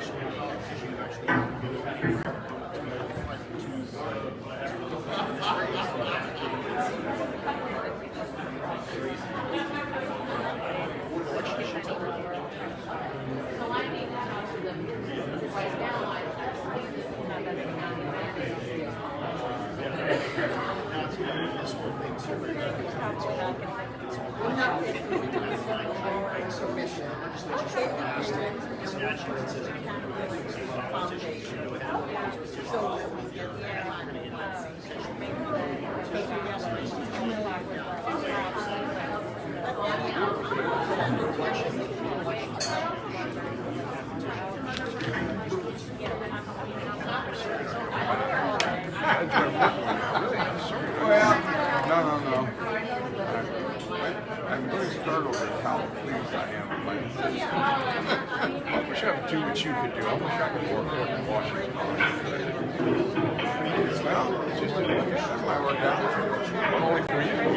Well, and your friend is back in the White House.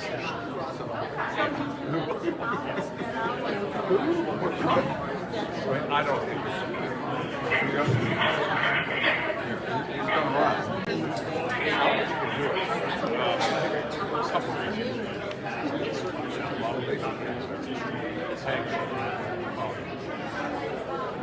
But we'll see.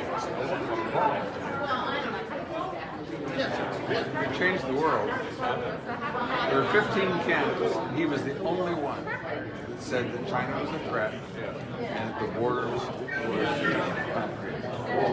Nobody did it. Nobody. You must be in the Congress, and now everybody knows. Oh, not now. It's really serious. There's never been a time in history when Article 1 of the Congress has been as ineffective as it is right now. They had a list of people that Democrats that voted for Pelosi on the first day and have never been to Congress since. She's given this absentee ballot voting. Committees don't need it. It's a real shame Republicans put up with it. I mean, if you take Republicans off the committees, it's Democrats vote to take Republicans off the committees. Bob, it's so great to see you here. You're not here often, but I'm glad you're here to participate in all the fun. Well, this was critical. I wanted to be here. Yeah, right. I hope you'll help. This is my last meeting.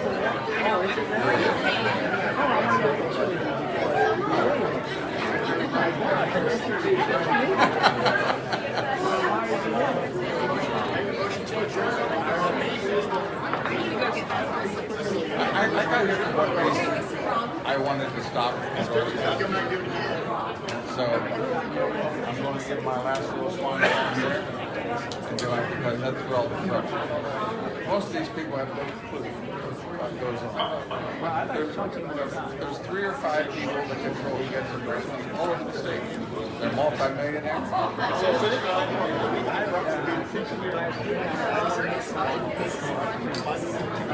mean, we might not be able to talk about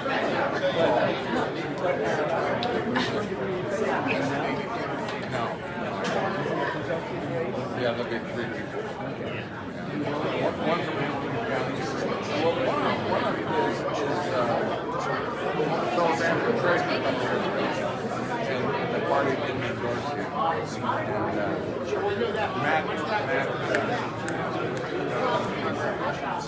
good guy. And then there's a former state representative in front of me. And then Well, maybe you can update me. Are you I'm a flight at 2.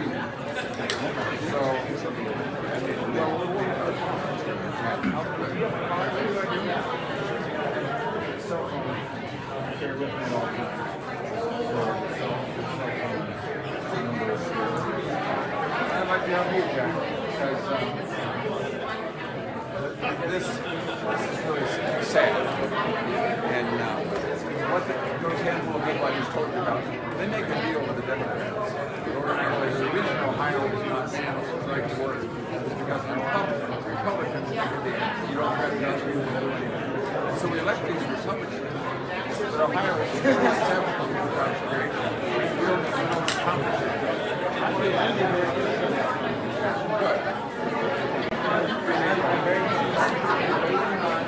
I know I'm very strong.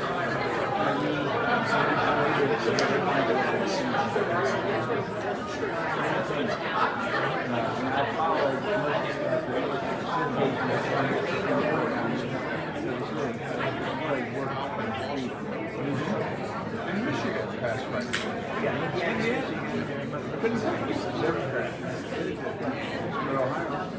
That's just one example.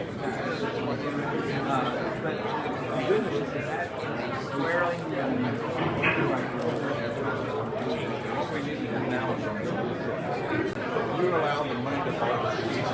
Oh yeah.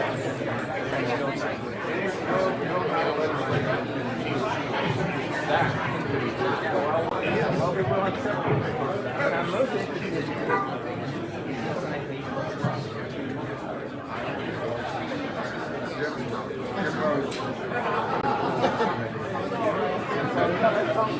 It's gone from hand to hand.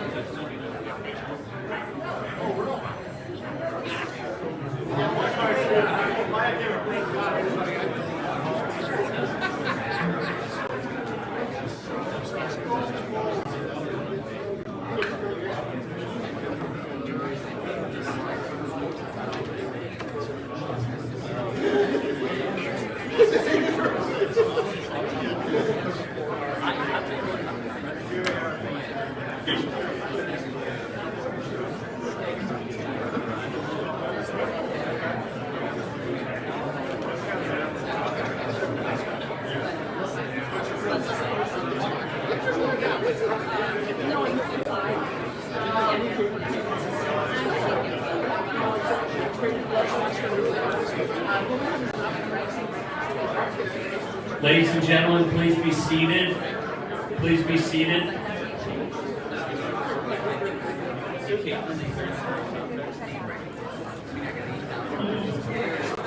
I ask members to take their seats, please.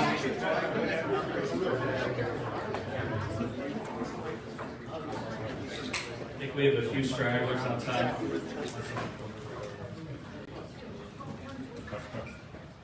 Okay, I have the results here. All those that we had 15 votes supporting the challenge of the chair, and we had 47 votes opposing the challenge of the chair. So the chair's ruling stands.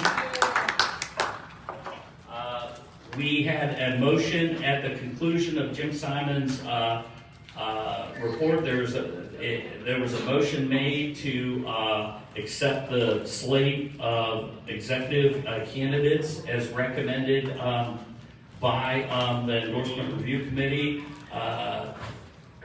We move now to discussion. So Gloria, I recognize you first. You're eager here, so. Welcoming everybody back into the Center Committee meeting again. Yeah.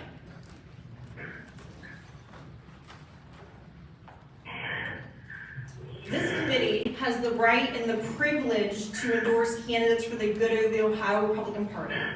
We want to win in November. This is a very important election, and we need to listen to Republican voters as we proceed with this endorsement process. In my opinion, we should not be voting on a slate in order for some candidates to hide behind the support of others.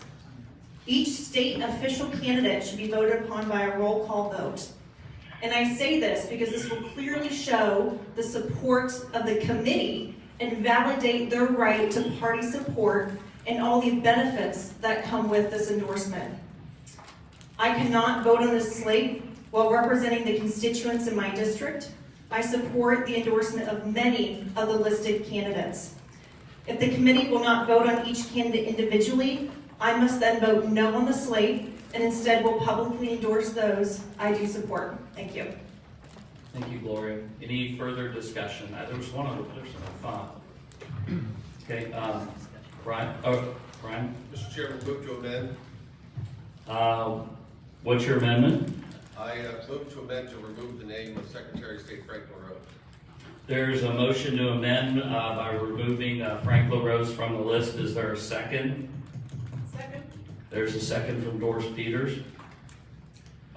Is there discussion? Yes, I'd like to speak to the motion. Everybody here, I will not reiterate the letter I sent to the committee earlier. I just want to make one additional point that is in response to the committee's report on how they came to their judgment. President Trump, I believe, set a new standard for public officials of both political parties. He demonstrated that you can make tough campaign commitments and expectations and then deliver upon them once in office. Politicians have and I can say this as a former elected official in 2 different offices, politicians have a reputation oftentimes of being two-faced, speaking out of both sides of their mouths from time to time, all too often, where they say they're going to do one thing. We all remember when Bill Clinton ran for president and he said he was not going to raise taxes, and then he came into office and 4 months later he says, well, I tried, but we have to raise taxes. In fact, President H.W. Bush had the same mistake. He promised not to raise taxes. After 4 or 5 months or a year, he made a deal to raise taxes. Donald Trump changed that dynamic, and he taught us that we can expect that what you say on the campaign trail, what you say to the public, both inside your party and outside your party, you should commit to. I believe that Frank LaRose, and I sent it to you, I sent you the list of what I think are the top 9 examples, is a habitual violator of that. To one audience, Frank LaRose will tell you that he supports voter identification. To another audience, he says he does not support photo identifications. To one audience, he'll tell you he supports the proliferation of absentee voter drop boxes throughout the county, throughout the state. To another audience, he'll tell you he opposes them. This type of doublespeak is in my letter. He's done it over and over again on important issues that result in election integrity. And I think we should stand up and take a stand against that. I know some people believe that our governor, I disagree with this assessment, but our governor has broken faith with the voters. I disagree with that, and we could talk about that if there's a motion germane to that issue. But in the case of Frank LaRose, I think he is a habitual violator of the election promises he's made and commitments that he has made. Just this last week, after spending 4 years of admonishing Republicans and Democrats and independents and everybody everywhere for exaggerated claims of voter election fraud, he makes a referral of 32 names for investigation and prosecution and says that voter election fraud is a serious matter and must be taken seriously and blah, blah, blah. You know, now that he's in a campaign with an opponent, all of a sudden he is getting more conservative in his rhetoric and maybe in some cases even in his actions. That's great. But we're not going to have a primary opponent hanging over his head for the next 4 years to keep him in principle with the conservative election principles that give us election integrity, whether on any of the issues. So everybody here understands that Frank LaRose exercised a personal political vendetta against me by not reappointing me to the Board of Elections in Summit County. I challenged that in court and prevailed with a 7-0 win. So yes, I think Frank LaRose's judgment is bad on a personal level, but I also think it's bad on a liberal level, and I recommend that we send a message to our elected officials. We send a message to our elected officials that what they say on the campaign trail is what we will hold them to. Mitch McConnell, about a week or two ago, said something that was absolutely insulting to the Republican National Committee and to bodies like ours around the state, around the country. He said it's not the job of the Republican National Committee, and by extension, the state committee, to hold our elected Republican candidates accountable to the positions they take while in office.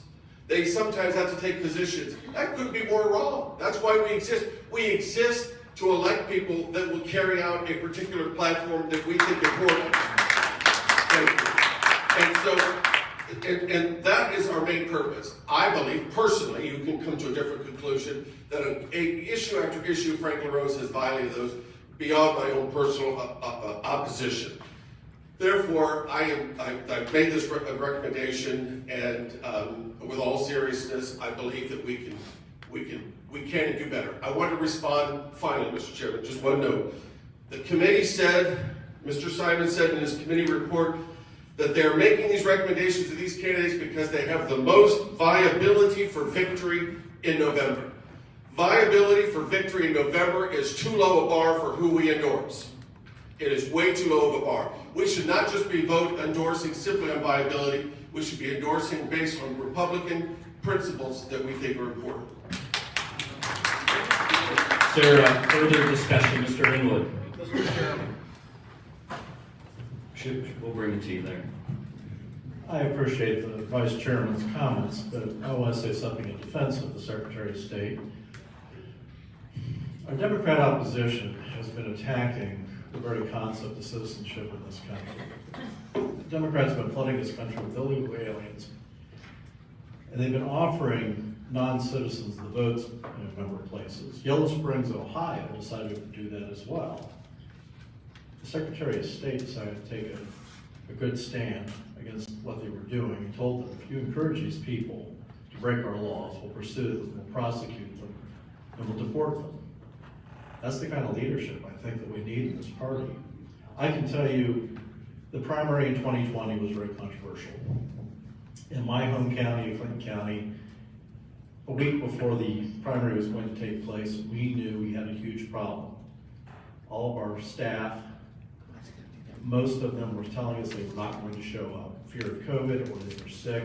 We were not going to be able to staff the polling places.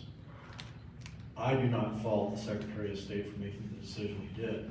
Part of being leaders is sometimes we have to make unpopular decisions, things that are going to be controversial.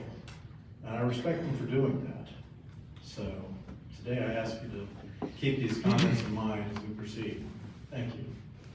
Thank you, Tim. I'm sorry, Jack, you're next. I think Angela was first. Yes, you're very. Jack is a true gentleman. I appreciate that, Jack. You know, I'm the chair of the Fairfield County Board of Elections, and I would say this has been probably the most challenging time in our history for elections. One thing I can say about Frank is during all of this, he has shown leadership and integrity. He has stood by his statements. The directives that come out from his office support fair, safe, and accurate elections. So to say anything otherwise is just a complete false statement.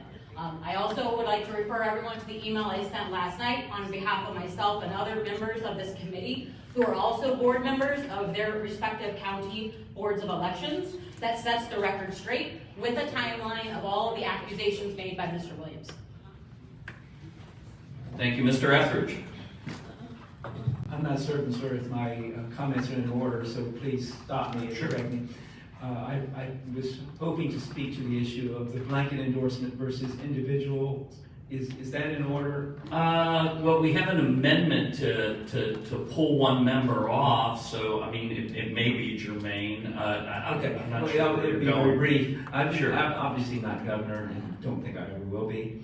But I tell you what, if I was governor of a great state like Ohio is, I would be itching to talk to this committee and explain why my individual nomination should be considered and recommended for endorsement.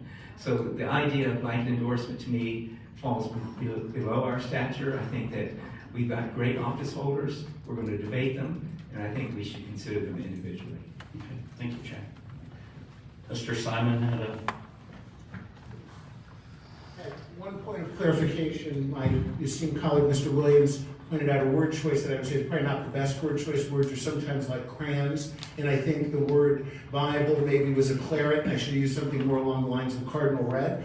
Certainly the committee looked at the individuals who have primary opponents and general election opponents, And I think it is safe to say that we would not have endorsed anyone who was merely viable. Certainly there are some candidates that we've not endorsed who I'd say are not viable, but everyone who we endorsed, we had the strongest confidence would win convincingly for the Republican Party because we're in the business of electing Republicans. Thank you.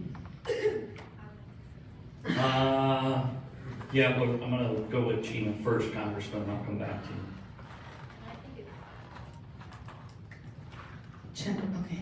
I think it's very, very important too, being on this committee, that we don't pit a Republican against a Republican, especially in the primary. The people of District 1 want to make those decisions. They don't want us to make those decisions for them. They're encouraging more and more people to run. So if we did a blanket thing to endorse in the primary, while there are other Republicans running against these Republicans, that I believe is a conflict, at least with me and the people of District 1. I have to go with the people of District 1, which would be, please do not, the primary is the people's vote. So let them have their vote. Thank you, Gina. Congressman McHugh? I want to speak to the whole issue, not the La Rosa part. No.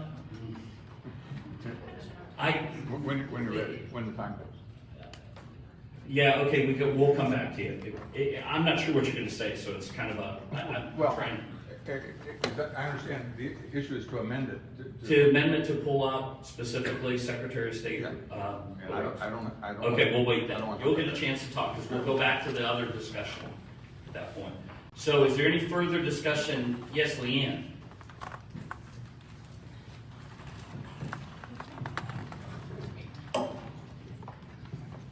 Honor and respect are earned. Our Secretary of State is an honorable man.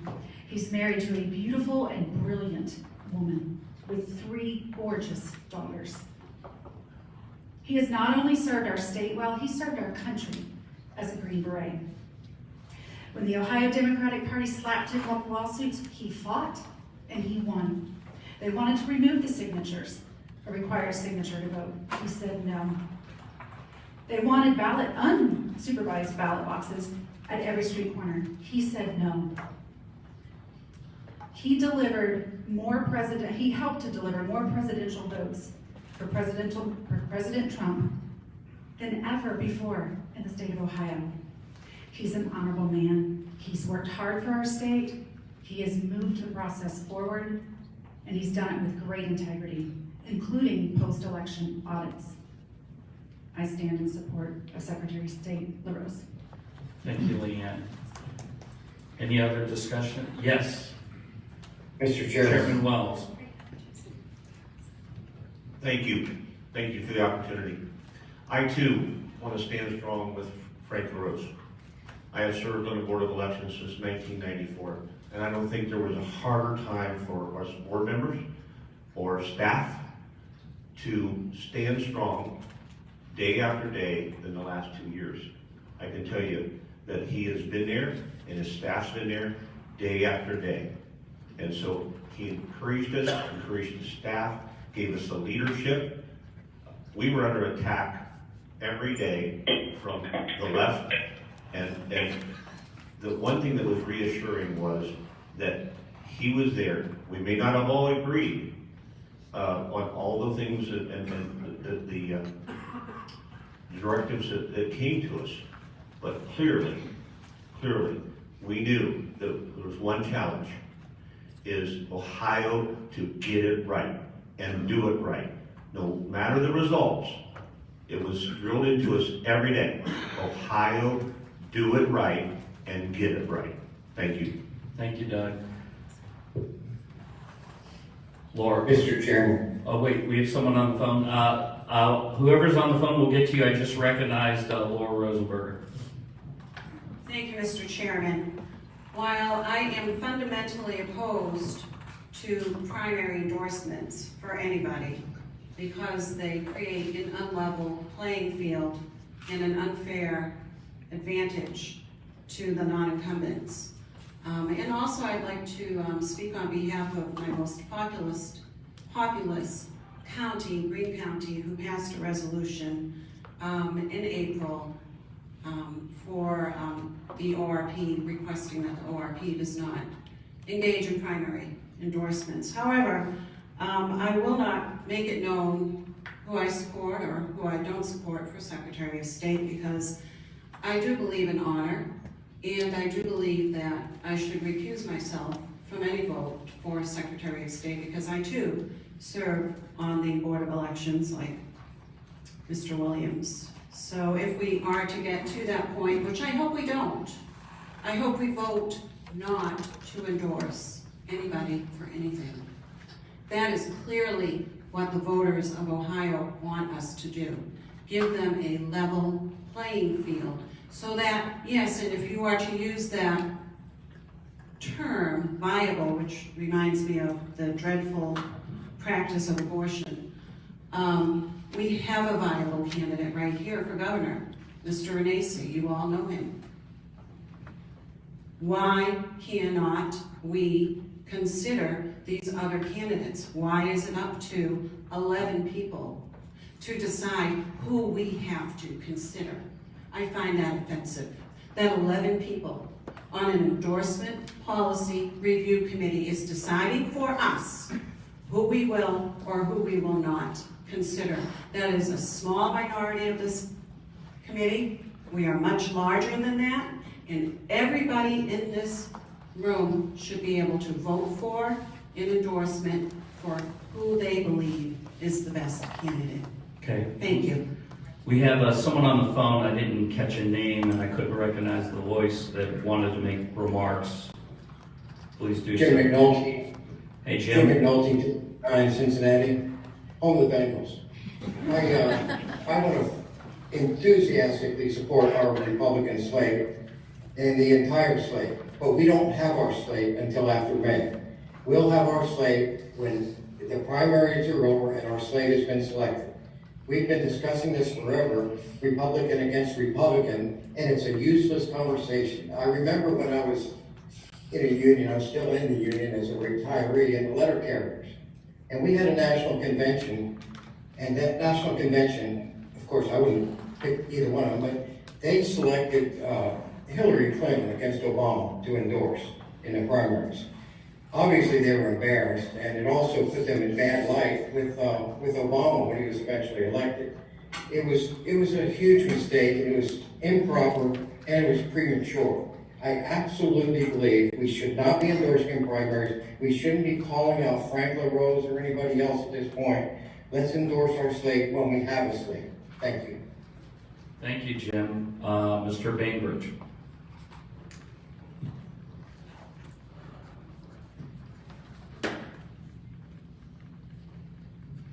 I agree with the two previous speakers in terms of not endorsing until the voters speak. But the thing I want to point out is that we've had several people make comments about Frank LaRose, and that's fine. But I think we have to recognize, going back to the conflict of interest, that everybody, every person on an election, board of elections in any county in Ohio, by state law, is appointed by Frank LaRose. Susie O'Brien, for example, my counterpoint, works for Frank LaRose. The only person probably is Brian, who doesn't have a conflict of interest because he was appointed to his position by the Ohio Supreme Court. So I want everybody to recognize that if you work for a board of elections or Frank LaRose, you really need to recuse yourself from this vote. Melanie. Hey, Mr. Chair, thank you. I want to stand in agreement with contested races. Uncontested races, I think it's fine. We get our candidates ready, rolling for November, for victory in November. But on uncontested races, you can see the divisiveness it's already created in the past 20 minutes. Whenever we stick our nose into contested races and primaries, it's bad for our candidates. It's bad for our party. It's bad for unity within our party. This goes on all over the state. Y'all know you participate in county stuff. So I strongly encourage us to not endorse in contested races so that we can have more unity and less divisiveness. I mean, look what has had to be said here about our candidates just from this process alone. Okay, Greg. Well, I appreciate everyone's comments on this. I've been working a poll since I've been 9 years old with my father. I'm 71. And I cannot tell you how many times people come up in a Republican primary and say, and ask for a Republican slate card. Who's Republicans backing this year? Who are you backing? Why are you backing? It's our job, folks, to sort out the good candidates. You take Governor DeWine, you may have an issue with him, you may not. But when you're governor of all the people, not just Democrats, not Republicans, not independents. You make the best decision that you can for the state needs a heck of a job. But I can tell you, I've been working these polls all these years, and these people rely on us when they walk up and say, do you have a slate card? Who's the Republicans backing? Folks, that's our job, to support candidates. And if we don't, then what are we even doing here? Thank you. Mr. Carter? Oh. Yeah, I move to call the previous question. Okay, we just had somebody on the phone that spoke at the same time as you. Can I at least address this person on the phone before we take your call? Thank you.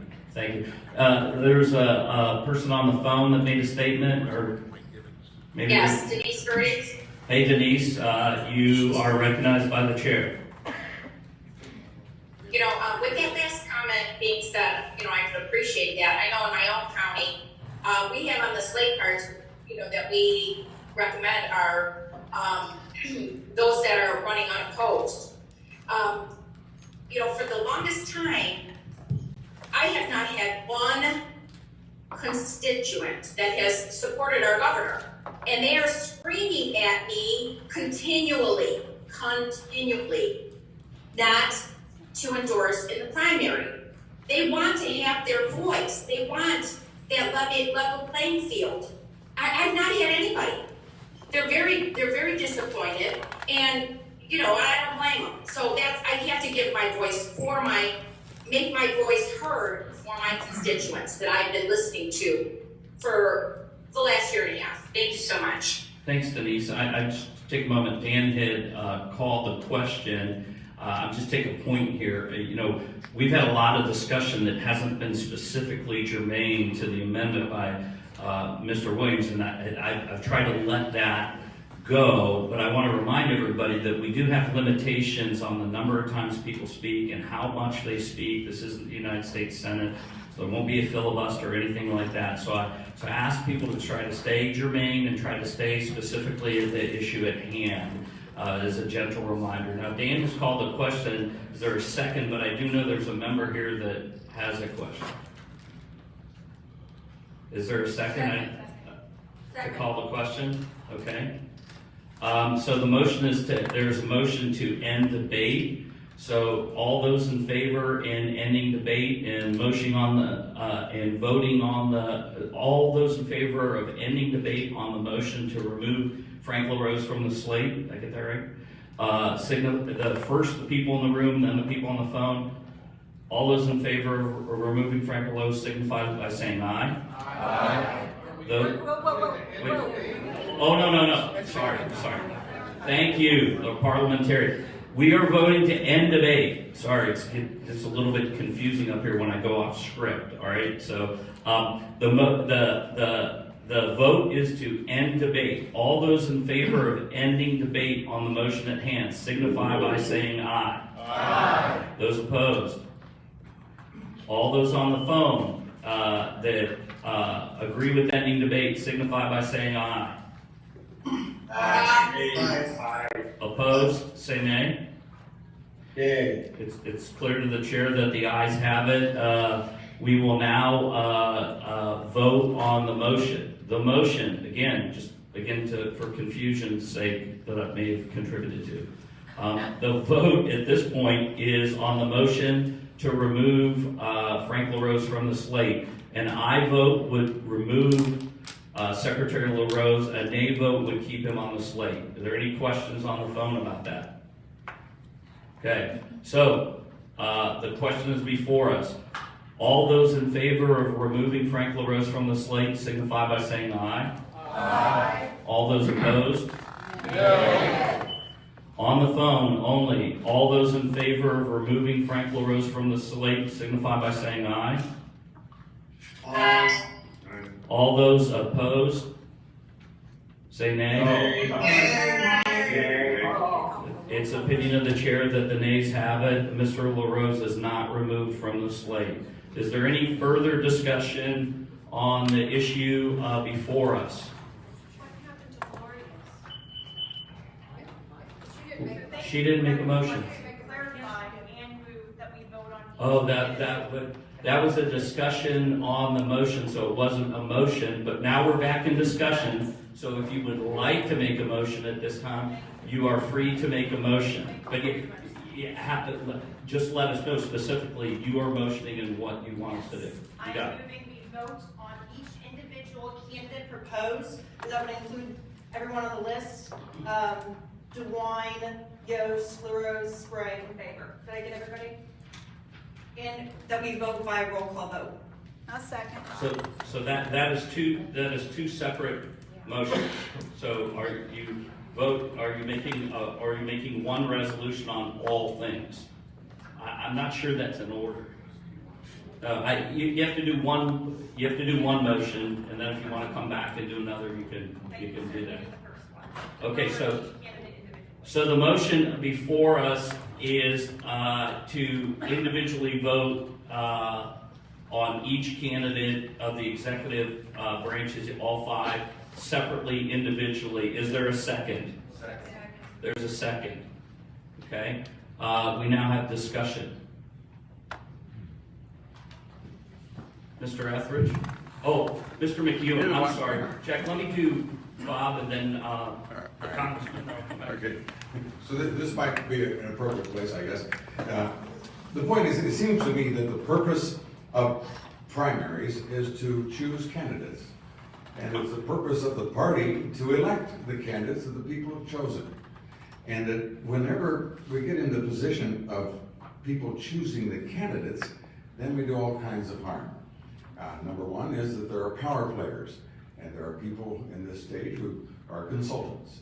And they go to a rural district like mine, and they take some fellow who was a good farmer, and he was a good trustee and a county commissioner, and then he wants to run for state representative. They come, if you use me as a consultant, then you need to use the people for the polling and for the advertising. If you don't, you won't be endorsed by the state party.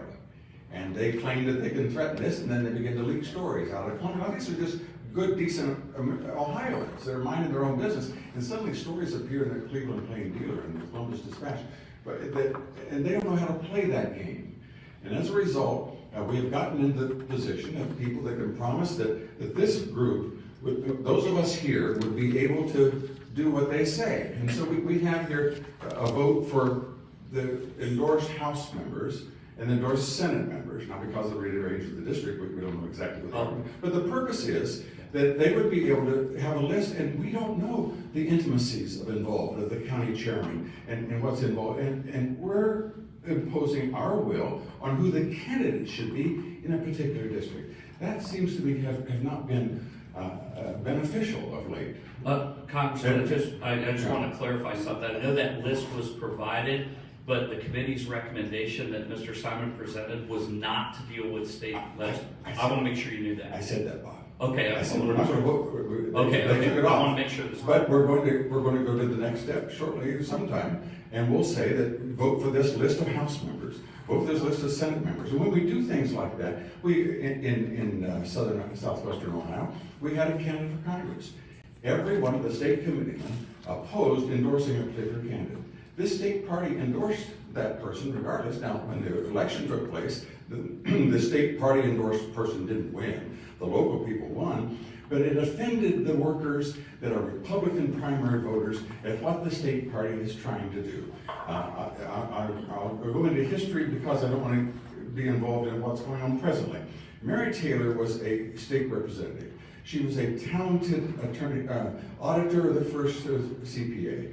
She faithfully served as lieutenant governor, going around when our current CNN commentator wouldn't do Lincoln Day dinners and wouldn't show up at the county banquets. She paid her price until suddenly it came, she wanted to run for governor, and the state party said, we don't want you to run for governor. Now, my opinion is, not that she should be governor or anything, she should have the right to go, to vote, the right to run, because everybody who supported her, everybody that contributed to her, and I have women, young girls, come up to me at events and say, I was on Married, and I don't like what you people did. I don't see how endorsing people by this organization benefits the party long term. There's going to be millions of dollars spent by Republican contributors over these next few weeks. There's going to be people working the polls. They have just as much right to have a say in choosing the candidate as anyone, and I believe they should be. They should choose the candidate, and then the party should be strong enough to help them win. And when we get into situations where we have state chairman indicted, we have speakers indicted, when we're 47th out of new job creation, when we have the list of consultants committing suicide, when we get in the business of choosing candidates, I believe we've overstepped our bounds, and the responsibility of the state party is to build the party and elect every Republican that is chosen in a primary. Thank you, Congressman. Mr. Etheridge. Glory, hallelujah. Glory, hallelujah. You're pretty I don't think that was for you specifically. Look, I respect and would certainly give consideration to Bob's argument. I wish to return to the previous comments by Mr. Carter, which I think were also insightful. And I also want to reference it as it relates to each and every one of you on this committee. Look, you're here for a reason.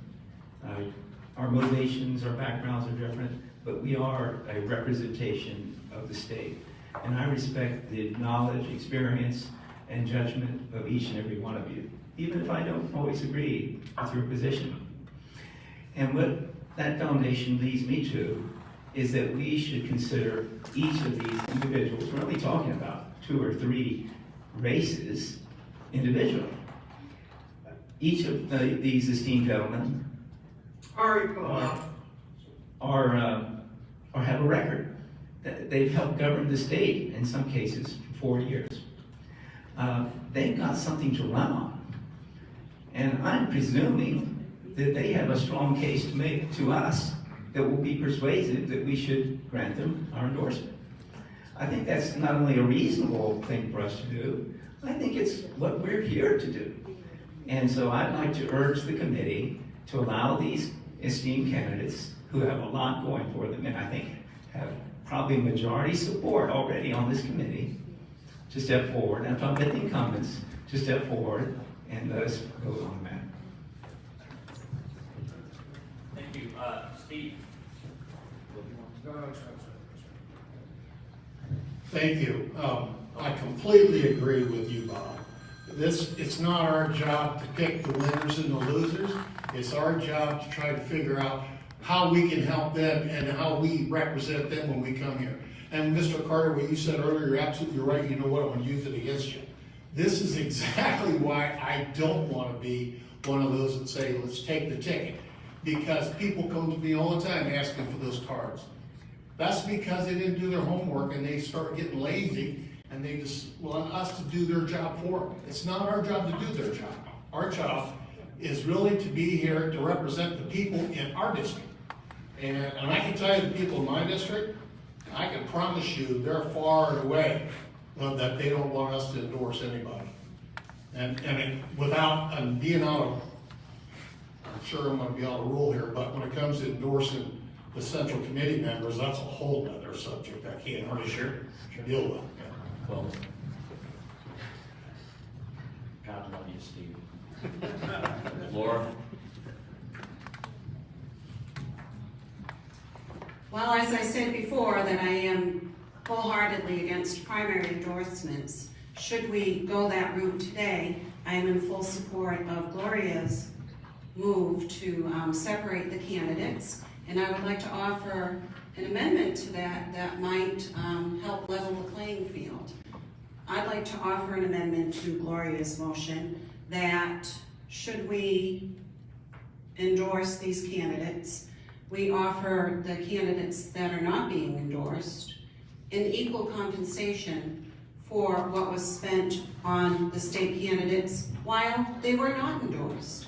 Millions of dollars. Yeah, Laura, I don't believe that's in order. I mean, we have I'm a offering an specific- amendment, they can vote on it. I don't know that So, you can amend an amendment millions that of hasn't dollars, passed. millions of dollars of in-kind and cash contributions were made to the unendorsed candidates in 2021. That is a fact. Laura, this is So I'm not- offering this an is- amendment This is that not, you're out we of offer order. the unendorsed candidates an equal compensation of the same amounts for each office. Laura, your amendment is not well received. You've spoken a lot today, and I've tried to be liberal and giving folks time, but we have an amendment that hasn't even been voted on. You cannot amend the. Well, Mr. Williams amended Gloria's motion, and we voted on it. I don't believe. We voted on his amendment to Gloria's motion, correct? It's also, Laura, it's not even germane to the issue. The issue Well, I think it is, and my Uh, constituents would think it is I don't, too. well, it's out of order. It's very subjective. It's not germane to this. So you're ruling me out of order? I'm ruling you out of order, yes. Well, I thought it was a great idea. I appreciate that. I appreciate that. Yes, Mr. Johnson, Chairman Johnson. I'll be real brief. I have a great deal of respect for Steve and your comments, and there are members of this committee that are county chairmen and activists. All of us are activists back in our respective districts. And it's not a right or wrong. Some people philosophically disagree with endorsements, and some philosophically agree with them. And I come from a small rural county, Columbiana County. When I first became chairman 30 years ago, we had 3 Republican office holders. And now we have every office in the county but one, actually a pretty good Democrat. And he wants to change parties and be Republican. I said I was going to retire when we won every office in the county, so maybe it would be a good thing for some of you to get rid of me. But so I wouldn't tear each other apart on the philosophy of whether we should endorse or not. My own position is that, I think it was Mr. Carter, somebody suggested people come to the party. Most people in my county, it's amazing, people in my own family, they don't know who the justices are. They don't know who their congressman is. Sorry, Leanne. I'm just telling you the reality. And so we've gone through a process. My job as county chairman is to go out and recruit candidates. I try to find the best candidates that I can find. And I tell them when the time comes, we're going to support you. And so then all of a sudden, 2 or 3 other people pop up and say, well, I'm going to run. And that's fine, they can run. We have a screening committee just like this group does. And we give fair deliberation. We're going to have a screening committee of the governor candidates and the Secretary of State candidates in my county set for March 12th. I appointed a subcommittee to head that up, to be the presenter, so I don't spoil the process. People, I'm kind of strong-willed. So, but it'll be a fair process. And I think this should be fair. We should debate these issues. I'm happy to vote. If you want to do a roll call vote, I wouldn't oppose that. When it comes to endorsing this body, I'm against that. I think we should run on our own merits. So those are my thoughts. Thank you. Any further discussion? Chairman, I have a very fast comment, but I just wanted. Go ahead, go ahead.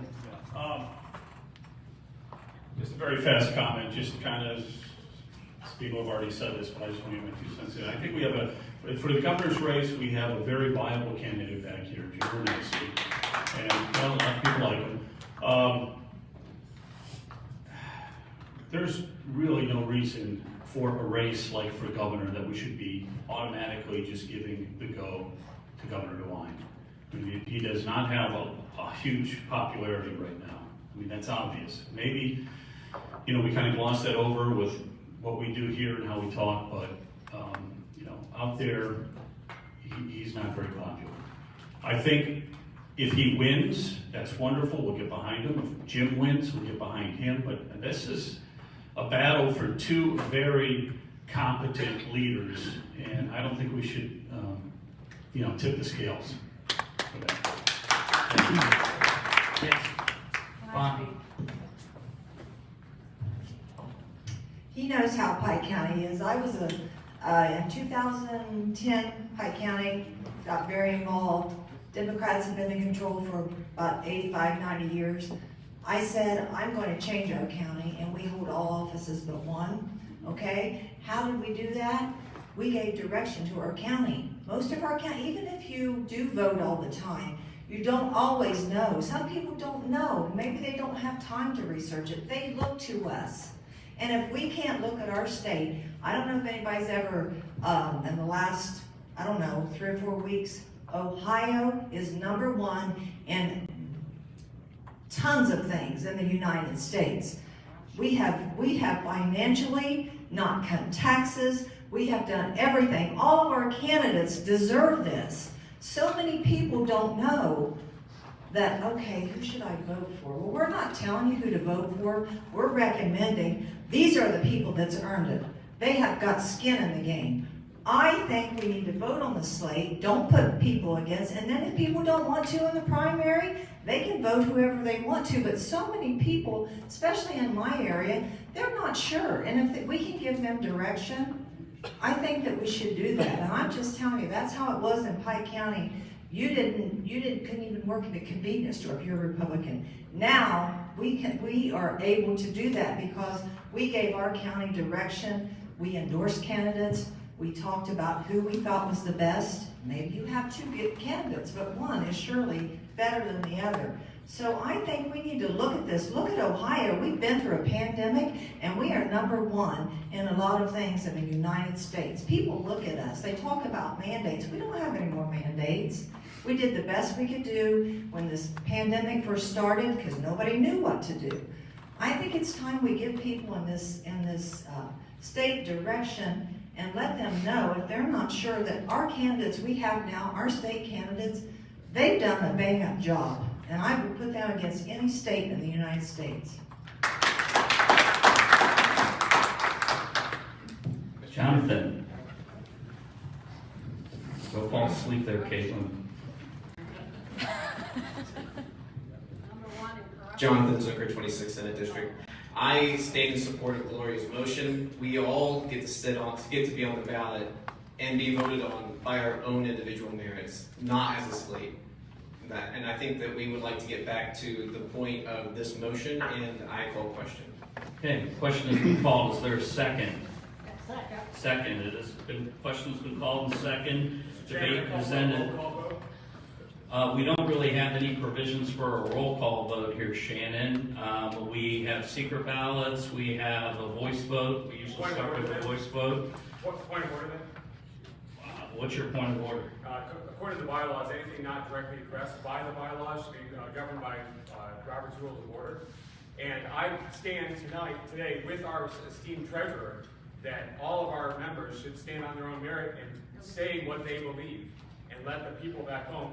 Chairman Simpson said it himself that our members need to hear from us, so we should be heard today individually what we stand for, and not within that. So my point would be that Robert's Rules of Order would govern. Your presence.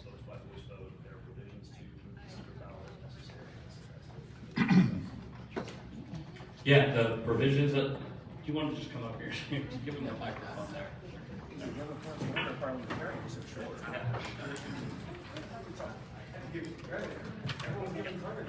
Mr. Chairman, as you know, the committee, under Robert's Rules, so there are a number of different methods by which you can vote under Robert's Rules, and certainly a roll call vote is appropriate if it fits within the custom and prior procedures of the body as a whole. That is not what this body generally does. So this committee governs itself by voice vote. There are also specific provisions in the permanent rules for how other balloting may take place in certain ways. And so, based on the reading of the permanent rules, it would be my recommendation to the committee that it proceed in a normal voting fashion, a roll call vote if someone wants to move for a different kind of ballot, namely a ballot by secret ballot, which is specified in the rules, that would be the normal custom, the way that this committee does its work. So is there any, I challenge, we'll go, I challenge the ruling of the chair. I'd like to follow our esteemed treasurer's advice and choose that we as a body can decide for ourselves. Our attorney just said that. We can decide to vote by roll call. That's our choice as a body. You can stand up for your members and your voters in your district. Okay, so when you say yea or nay, we can stand up. I second the roll call. no, in an actual roll call vote, we would call out your name and we would record your vote. We haven't done that here before on this committee, so we don't really have a procedure for setting Mr. that. Chairman, So we there was, just did an we had a attendance. call, you're out of order, sir. We had a call to the question has been called, and the procedure would be to go to a voice vote. So we would do, I challenge the ruling of the chair. okay, so the ruling of the chair has been challenged. And I So, call for a secret ballot as well.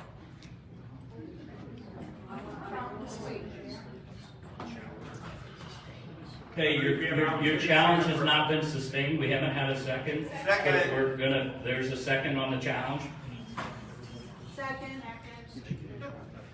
Okay, so we will once again vote by secret ballot on a challenge to the chair. So we've done this procedure before. Those of you in the room will be given a ballot by Dan Lushik. Well, the challenge is to call for a roll call vote. The challenge is the chair's ruling that a roll call vote is not in order. So a yes would be in favor of. Go ahead and sit down. I'll clarify. Yeah.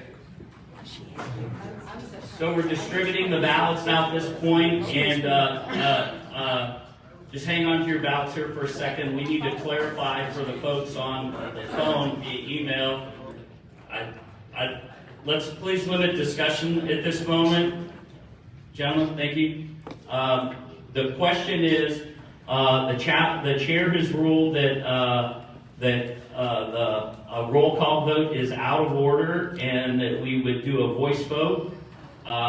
So those in favor of the challenge would vote aye against the chairman. Those opposed to the challenge of the chairman would vote nay. And it would be on the issue of a motion, not a decision, but a motion for a roll call vote, not a decision. Is that clear? Point of information, please. Sir, you've not been recognized. The question, Gary, that you're asking is that the chairman has ruled that a roll call vote is not sustainable. That ruling has been challenged, so this vote is strictly on the ruling to challenge the chair's decision on a roll call vote. Okay? Chairman, could you just repeat yea or nay? So a yea vote supports the challenge against the chair's ruling. A nay vote supports the chairman's original ruling. Does that make sense? Just like what we did last time. Yes is for.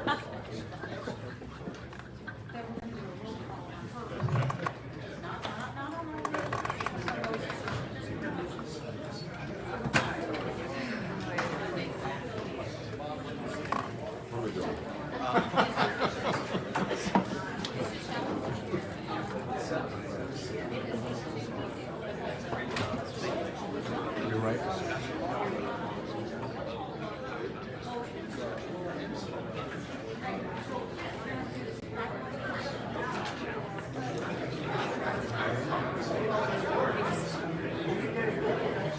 We're gonna be here forever. Yeah, got it. That's what I mean. Yeah, I agree.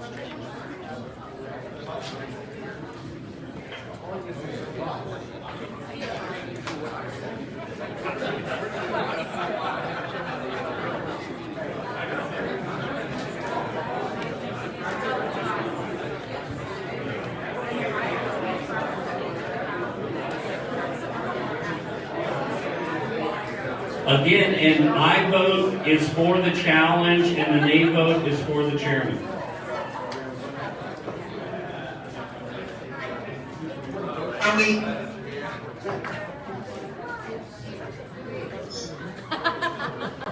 Senator.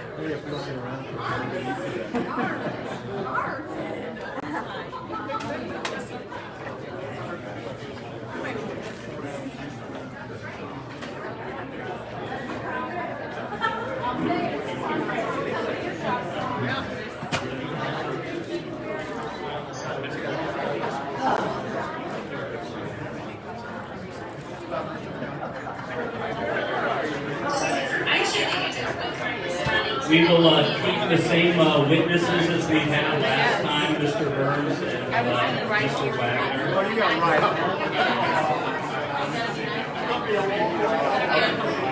I'm having a hard time.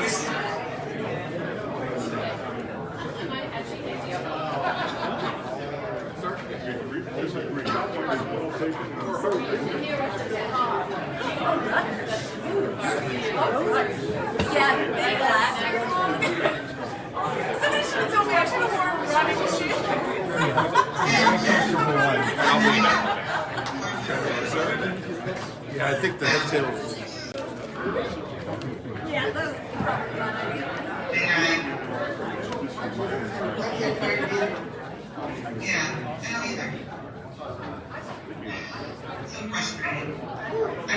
Are there any ballots in the room that have not been cast?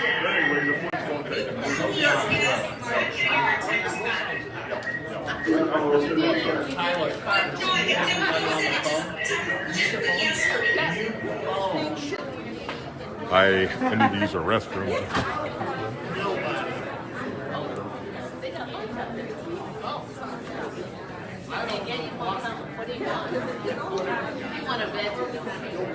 Do we have all ballots collected inside the room? I'm assuming that silence is agreement. Okay. Are there any members on the phone that have not received the email ballot? Please state your name if you've not received it. I did not receive it.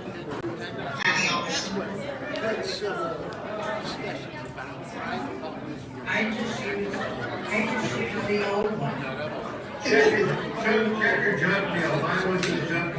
Hey, the committee's going to take a recess here for 5 minutes. Box lunches are available. Go ahead and grab your box lunch.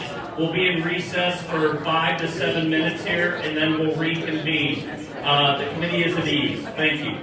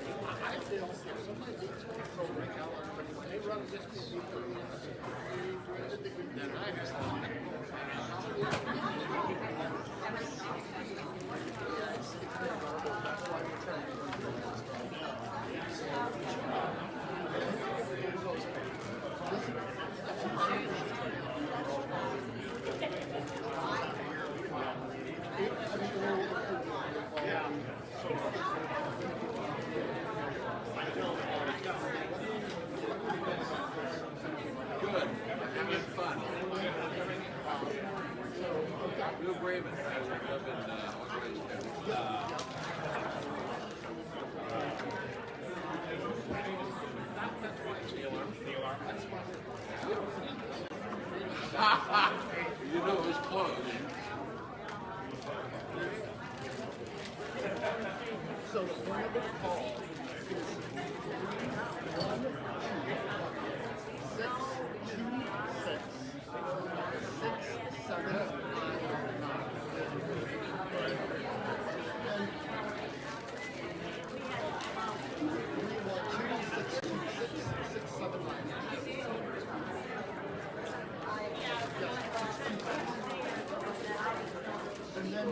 And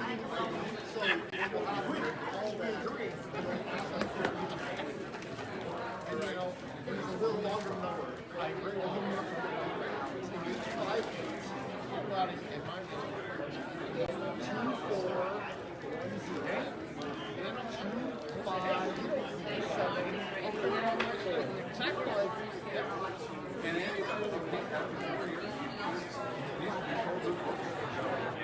that's pretty sad. I agree. And I get asked me for that ballot. So, because that's what happens to me. So it's good. They're not doing the ask meeting with that number. And then what's going to happen is just economic, all you do. That's all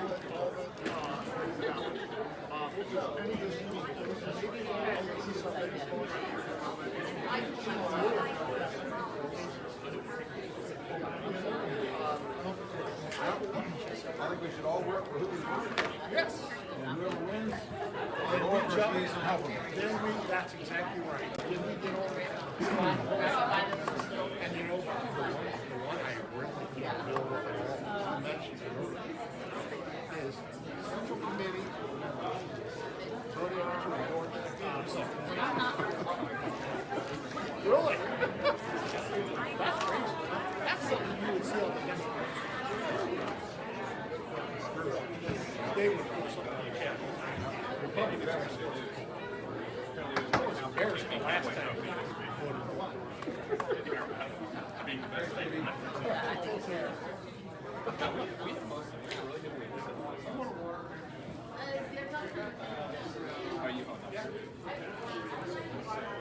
Perfect. You want number 8?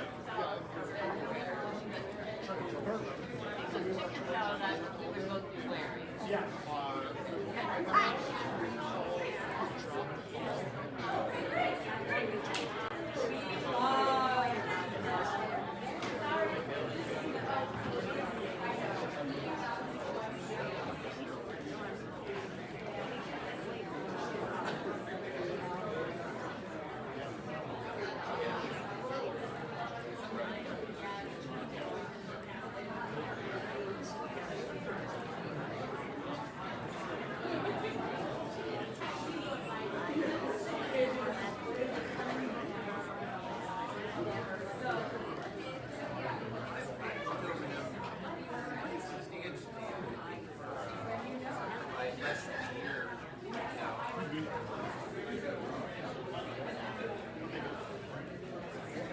How you guys doing?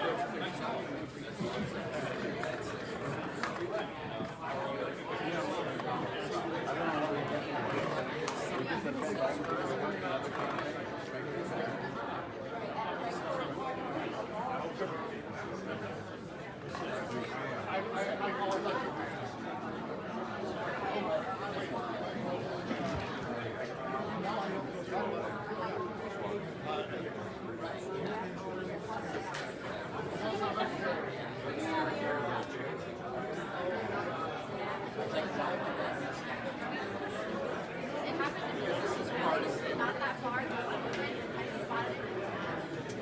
I think that I don't know about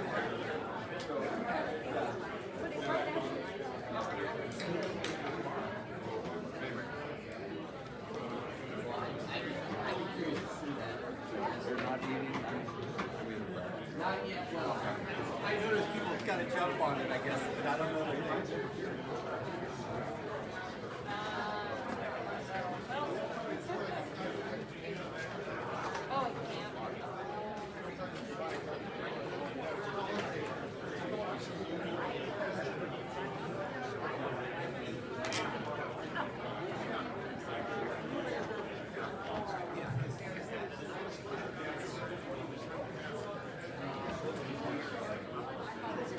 Ladies and gentlemen, I'd like you to take your seats. We're going to call the meeting back to order here momentarily.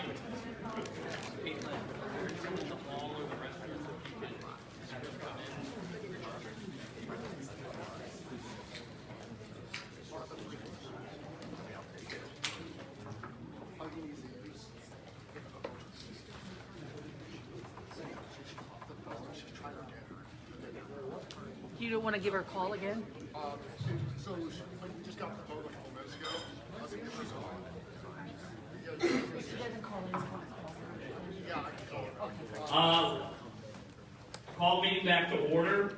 We have the results into the challenge against the chair.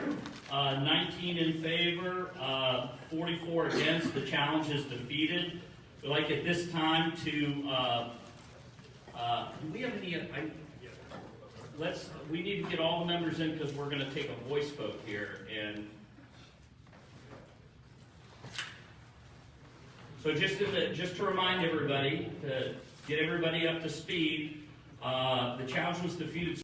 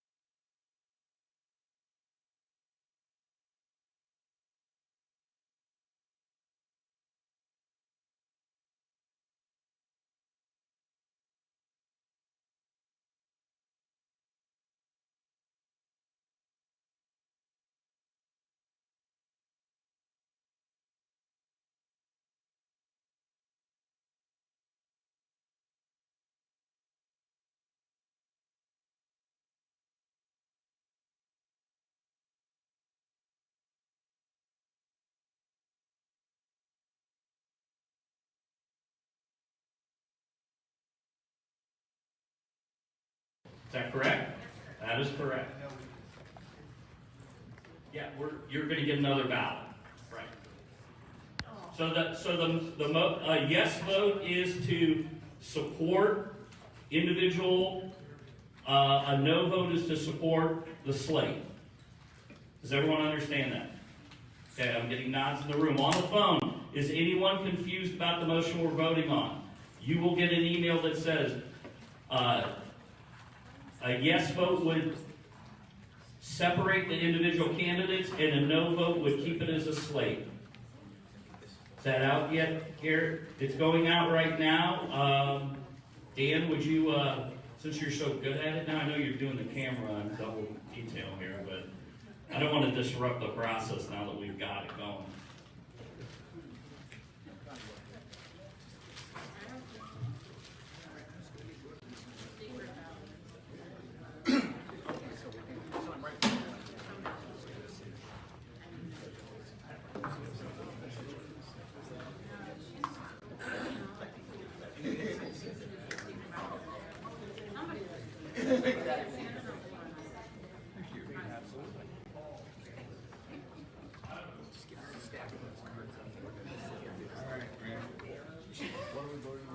We're going with canary ballots this time. Thank you, Clayton, for the nice pastel colors with Easter on the horizon.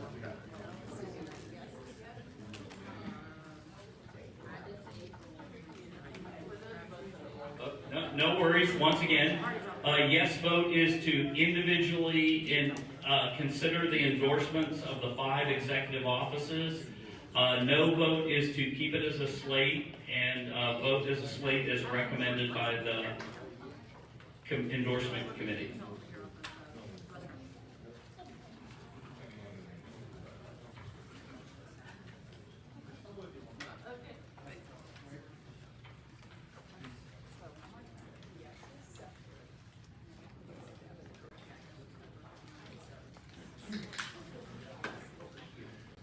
Is the audio back on?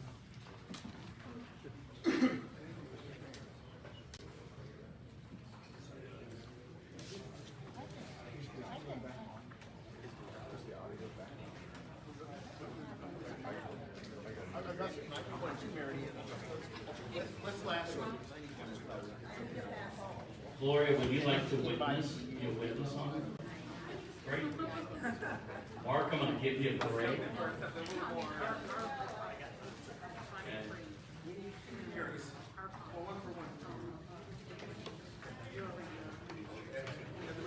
Just hang out there. Make sure you put that in the box for your vote counts. Thank you for bringing that up.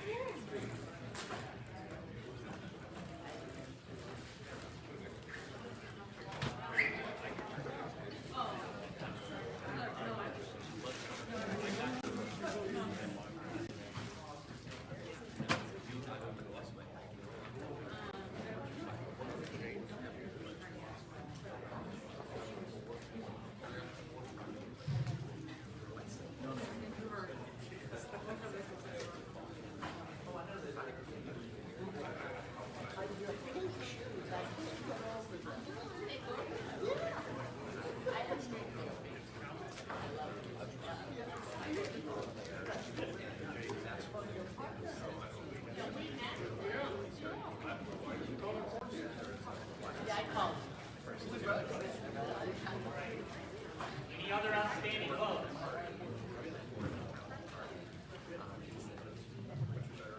Are there any uncast ballots in the room? Okay. Any folks on the phone that have not gotten a ballot or not voted? Okay. I sent mine by phone.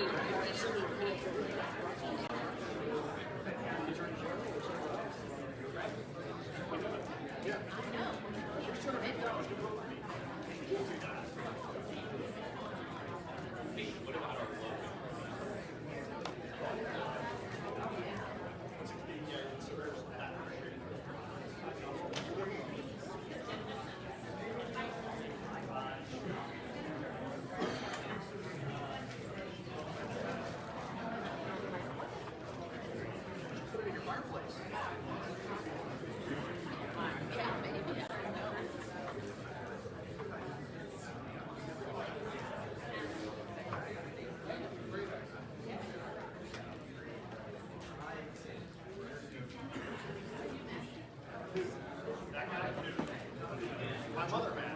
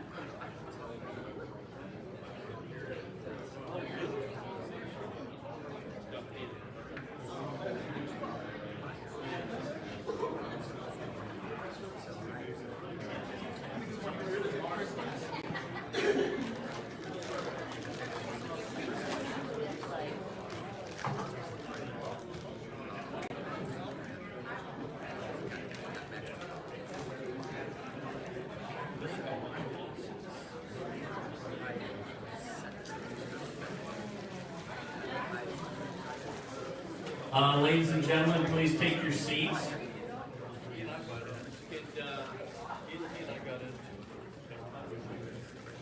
Any members in the hall have to come in? We're asking the members to come back in. I think we're gonna. Oh, no, I think we can be okay. Is everybody, we good, Dan? One more.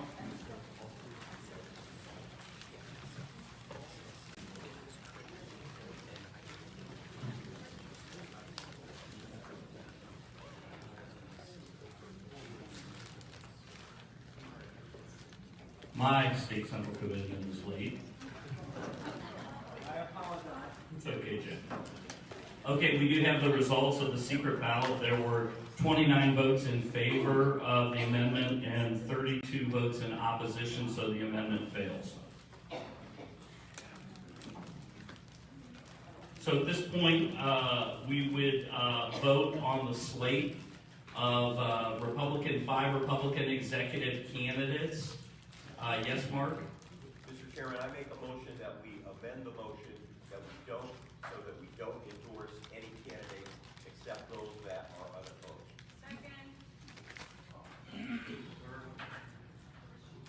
So there is a motion to amend the report from the endorsement committee to not endorse any candidates unless they are unopposed. Is that correct? Yes.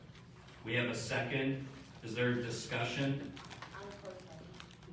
I guess nobody's running against them in the primary, I guess. I mean, Mark, is that what you mean? That's right. Okay. So this would apply to the race for governor and the race for secretary of state. So wait, there may be a problem here with this. Right, so we've already decided, well, to keep the Secretary of State on the slate. So this is the same question that was dealt with and dispensed with the committee before. We're going on 3.5 hours here. So Mark, I think your motion's out of order because it's basically just a recitation or with some differences in the motion that was made before.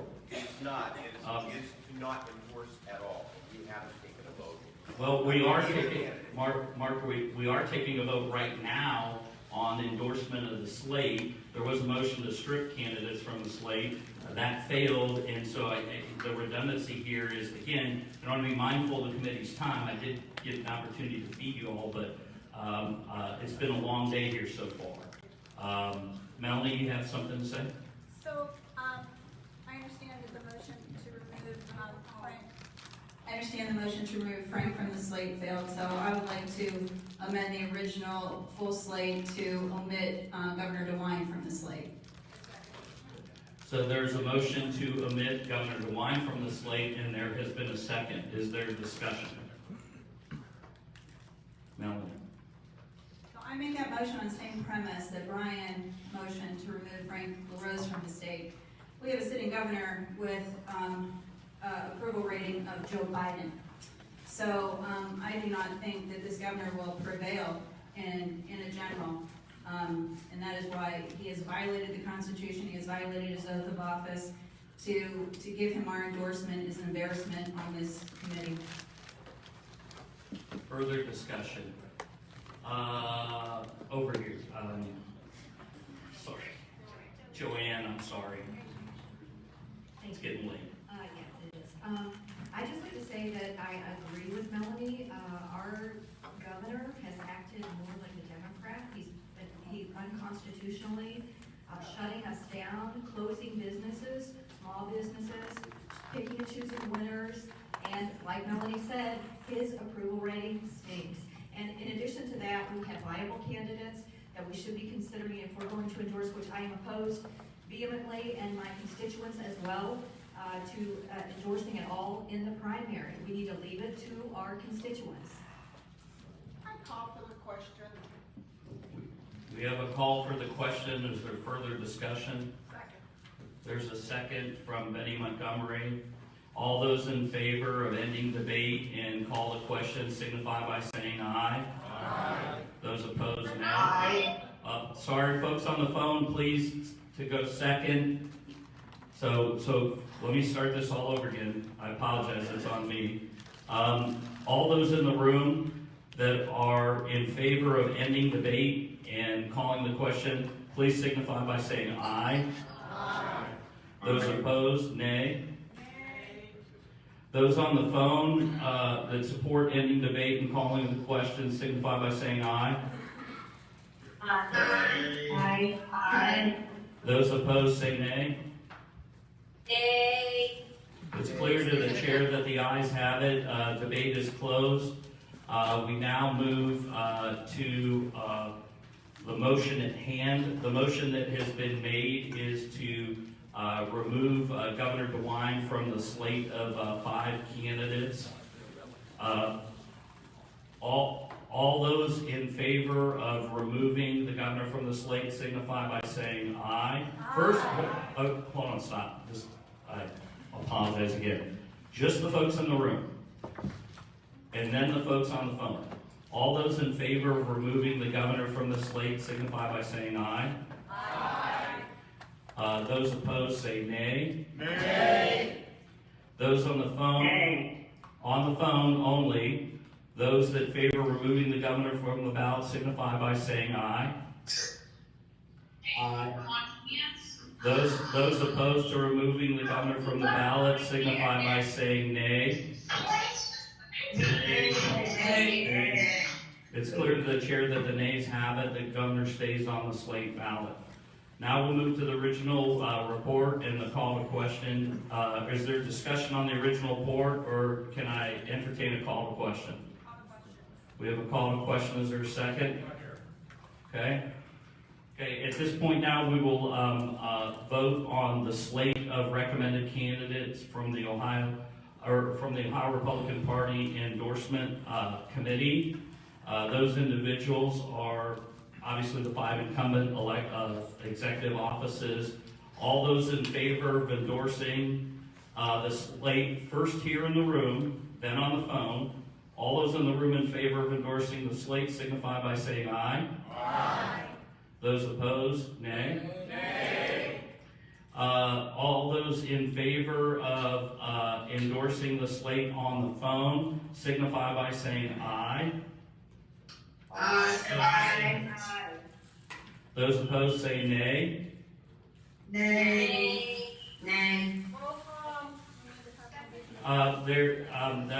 I'm sorry, that is out of order. Is there, can the chair entertain a call for a secret ballot? Secret ballot. That's been motioned. Can I get 3 seconds? Second. Okay, so we move now to a secret ballot. What color are we on now, Clay? Yellow. Yeah, we do yellow. No, we did canary. So we have an ODOT yellow versus the canary yellow. Once again, to those folks that... have a vote on which color? No, sorry. We have our national commitment with Eros today. How much fun. So we're passing out the ODOT yellow. Again, for those folks on the phone, you will receive an email ballot. It's already been sent, so you should have it. Please reply only on it with your vote. Again, the motion is to endorse the slate of 5 incumbent executive elected officials. Is an aye vote, and a nay vote is to oppose the endorsement of the slate. Any questions? Thank you. Oh yeah, difference. We anticipated there might be a vote on here, so I'd like to call Tom Wyand and Brenton Temple from the gubernatorial campaigns to serve as witnesses. Would you please come forward, gentlemen? These gentlemen have been briefed on our secret ballot procedures, and so they're aware of them. They each represent their respective campaigns, so they'll serve as witnesses for this process. Are there any questions? Thank you. Thank you. I'm sorry. Ron? Yes, yeah. Okay, so the vote that's being taken, an aye vote is for the slate of Republican candidates, the Republican incumbent candidates, the governor, the secretary of state, the attorney general, the auditor, and treasurer, and a no vote is against the slate.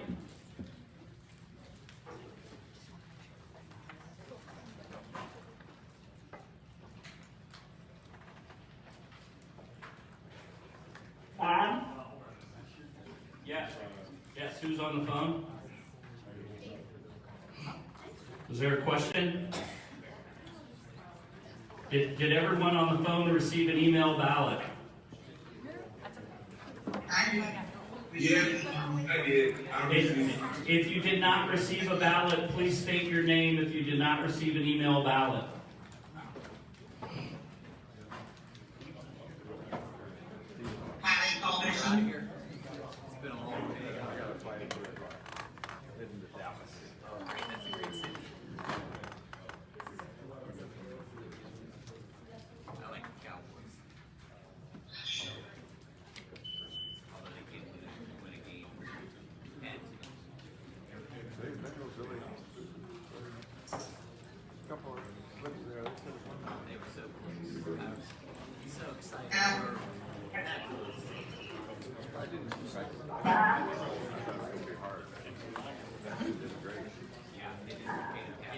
Is somebody on the phone asking a question or have a concern?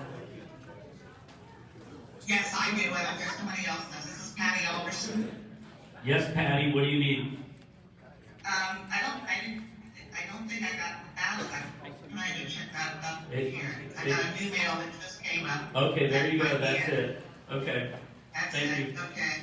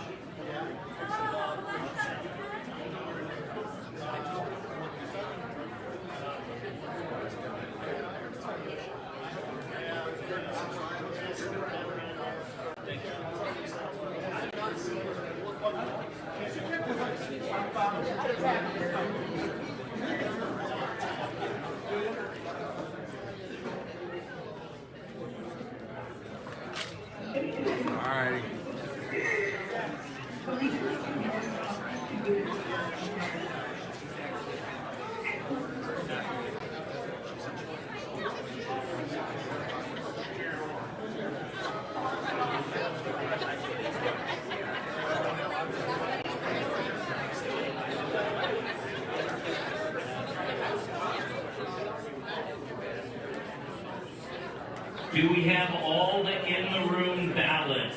Do we have ballots from everyone in the room? Silence is compliance. Okay.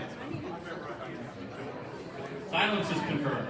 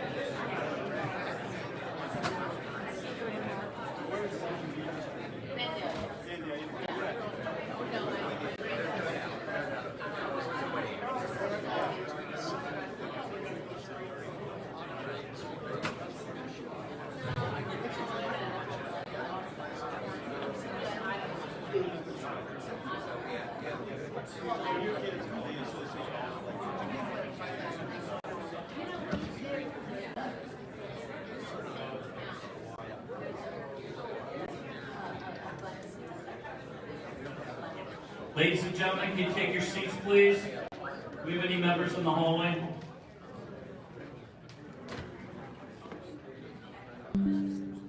All set? Okay, thank you all. We have the results. The motion, or the vote at hand was to endorse the 5 recommended executive offices. That motion has passed by a vote of 36 to 26.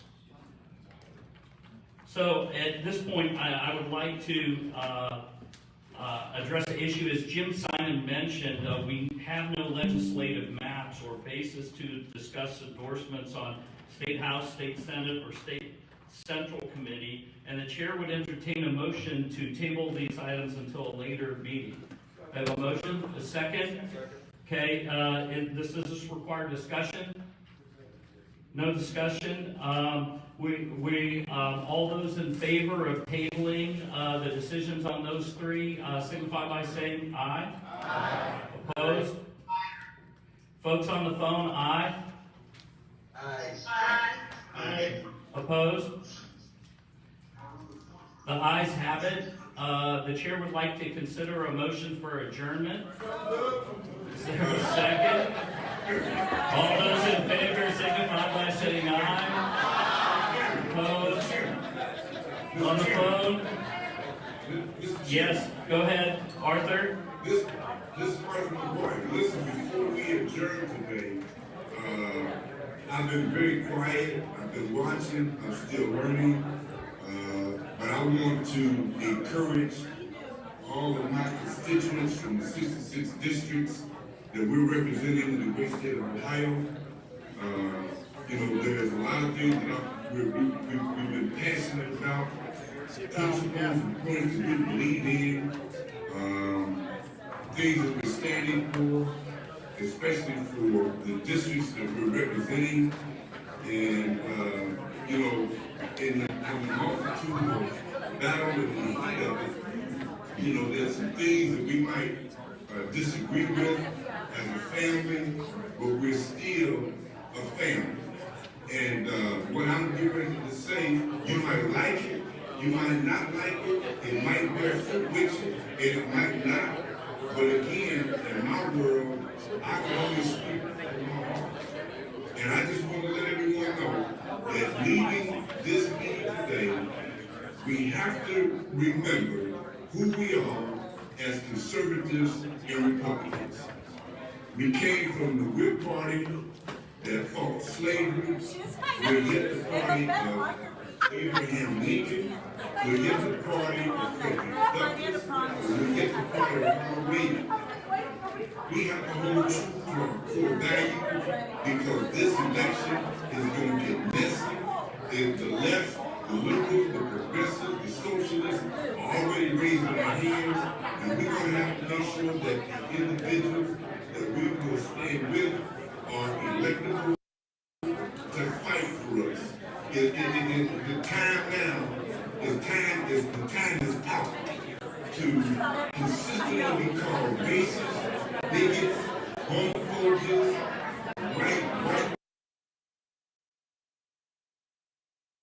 white supremacists, Aryan nation, and I mean, even with me as a dark human man of God, I get the same treatment. So I'm just saying, we call this, no one is pushing back, no one is fighting back, and I just want to let you know that as we leave today, this is something that we're going to have to hold true to because at the end of the day, our motto in the state of Ohio, that all things are possible with God.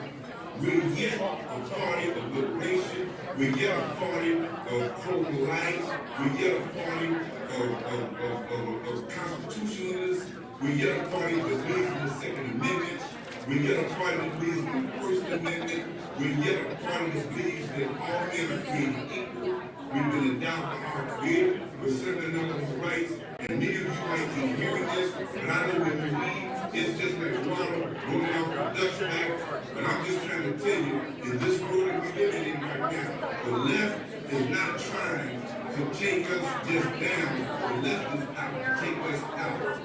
And we just have to make sure that we stand together strong. Unity, one voice, one sound, make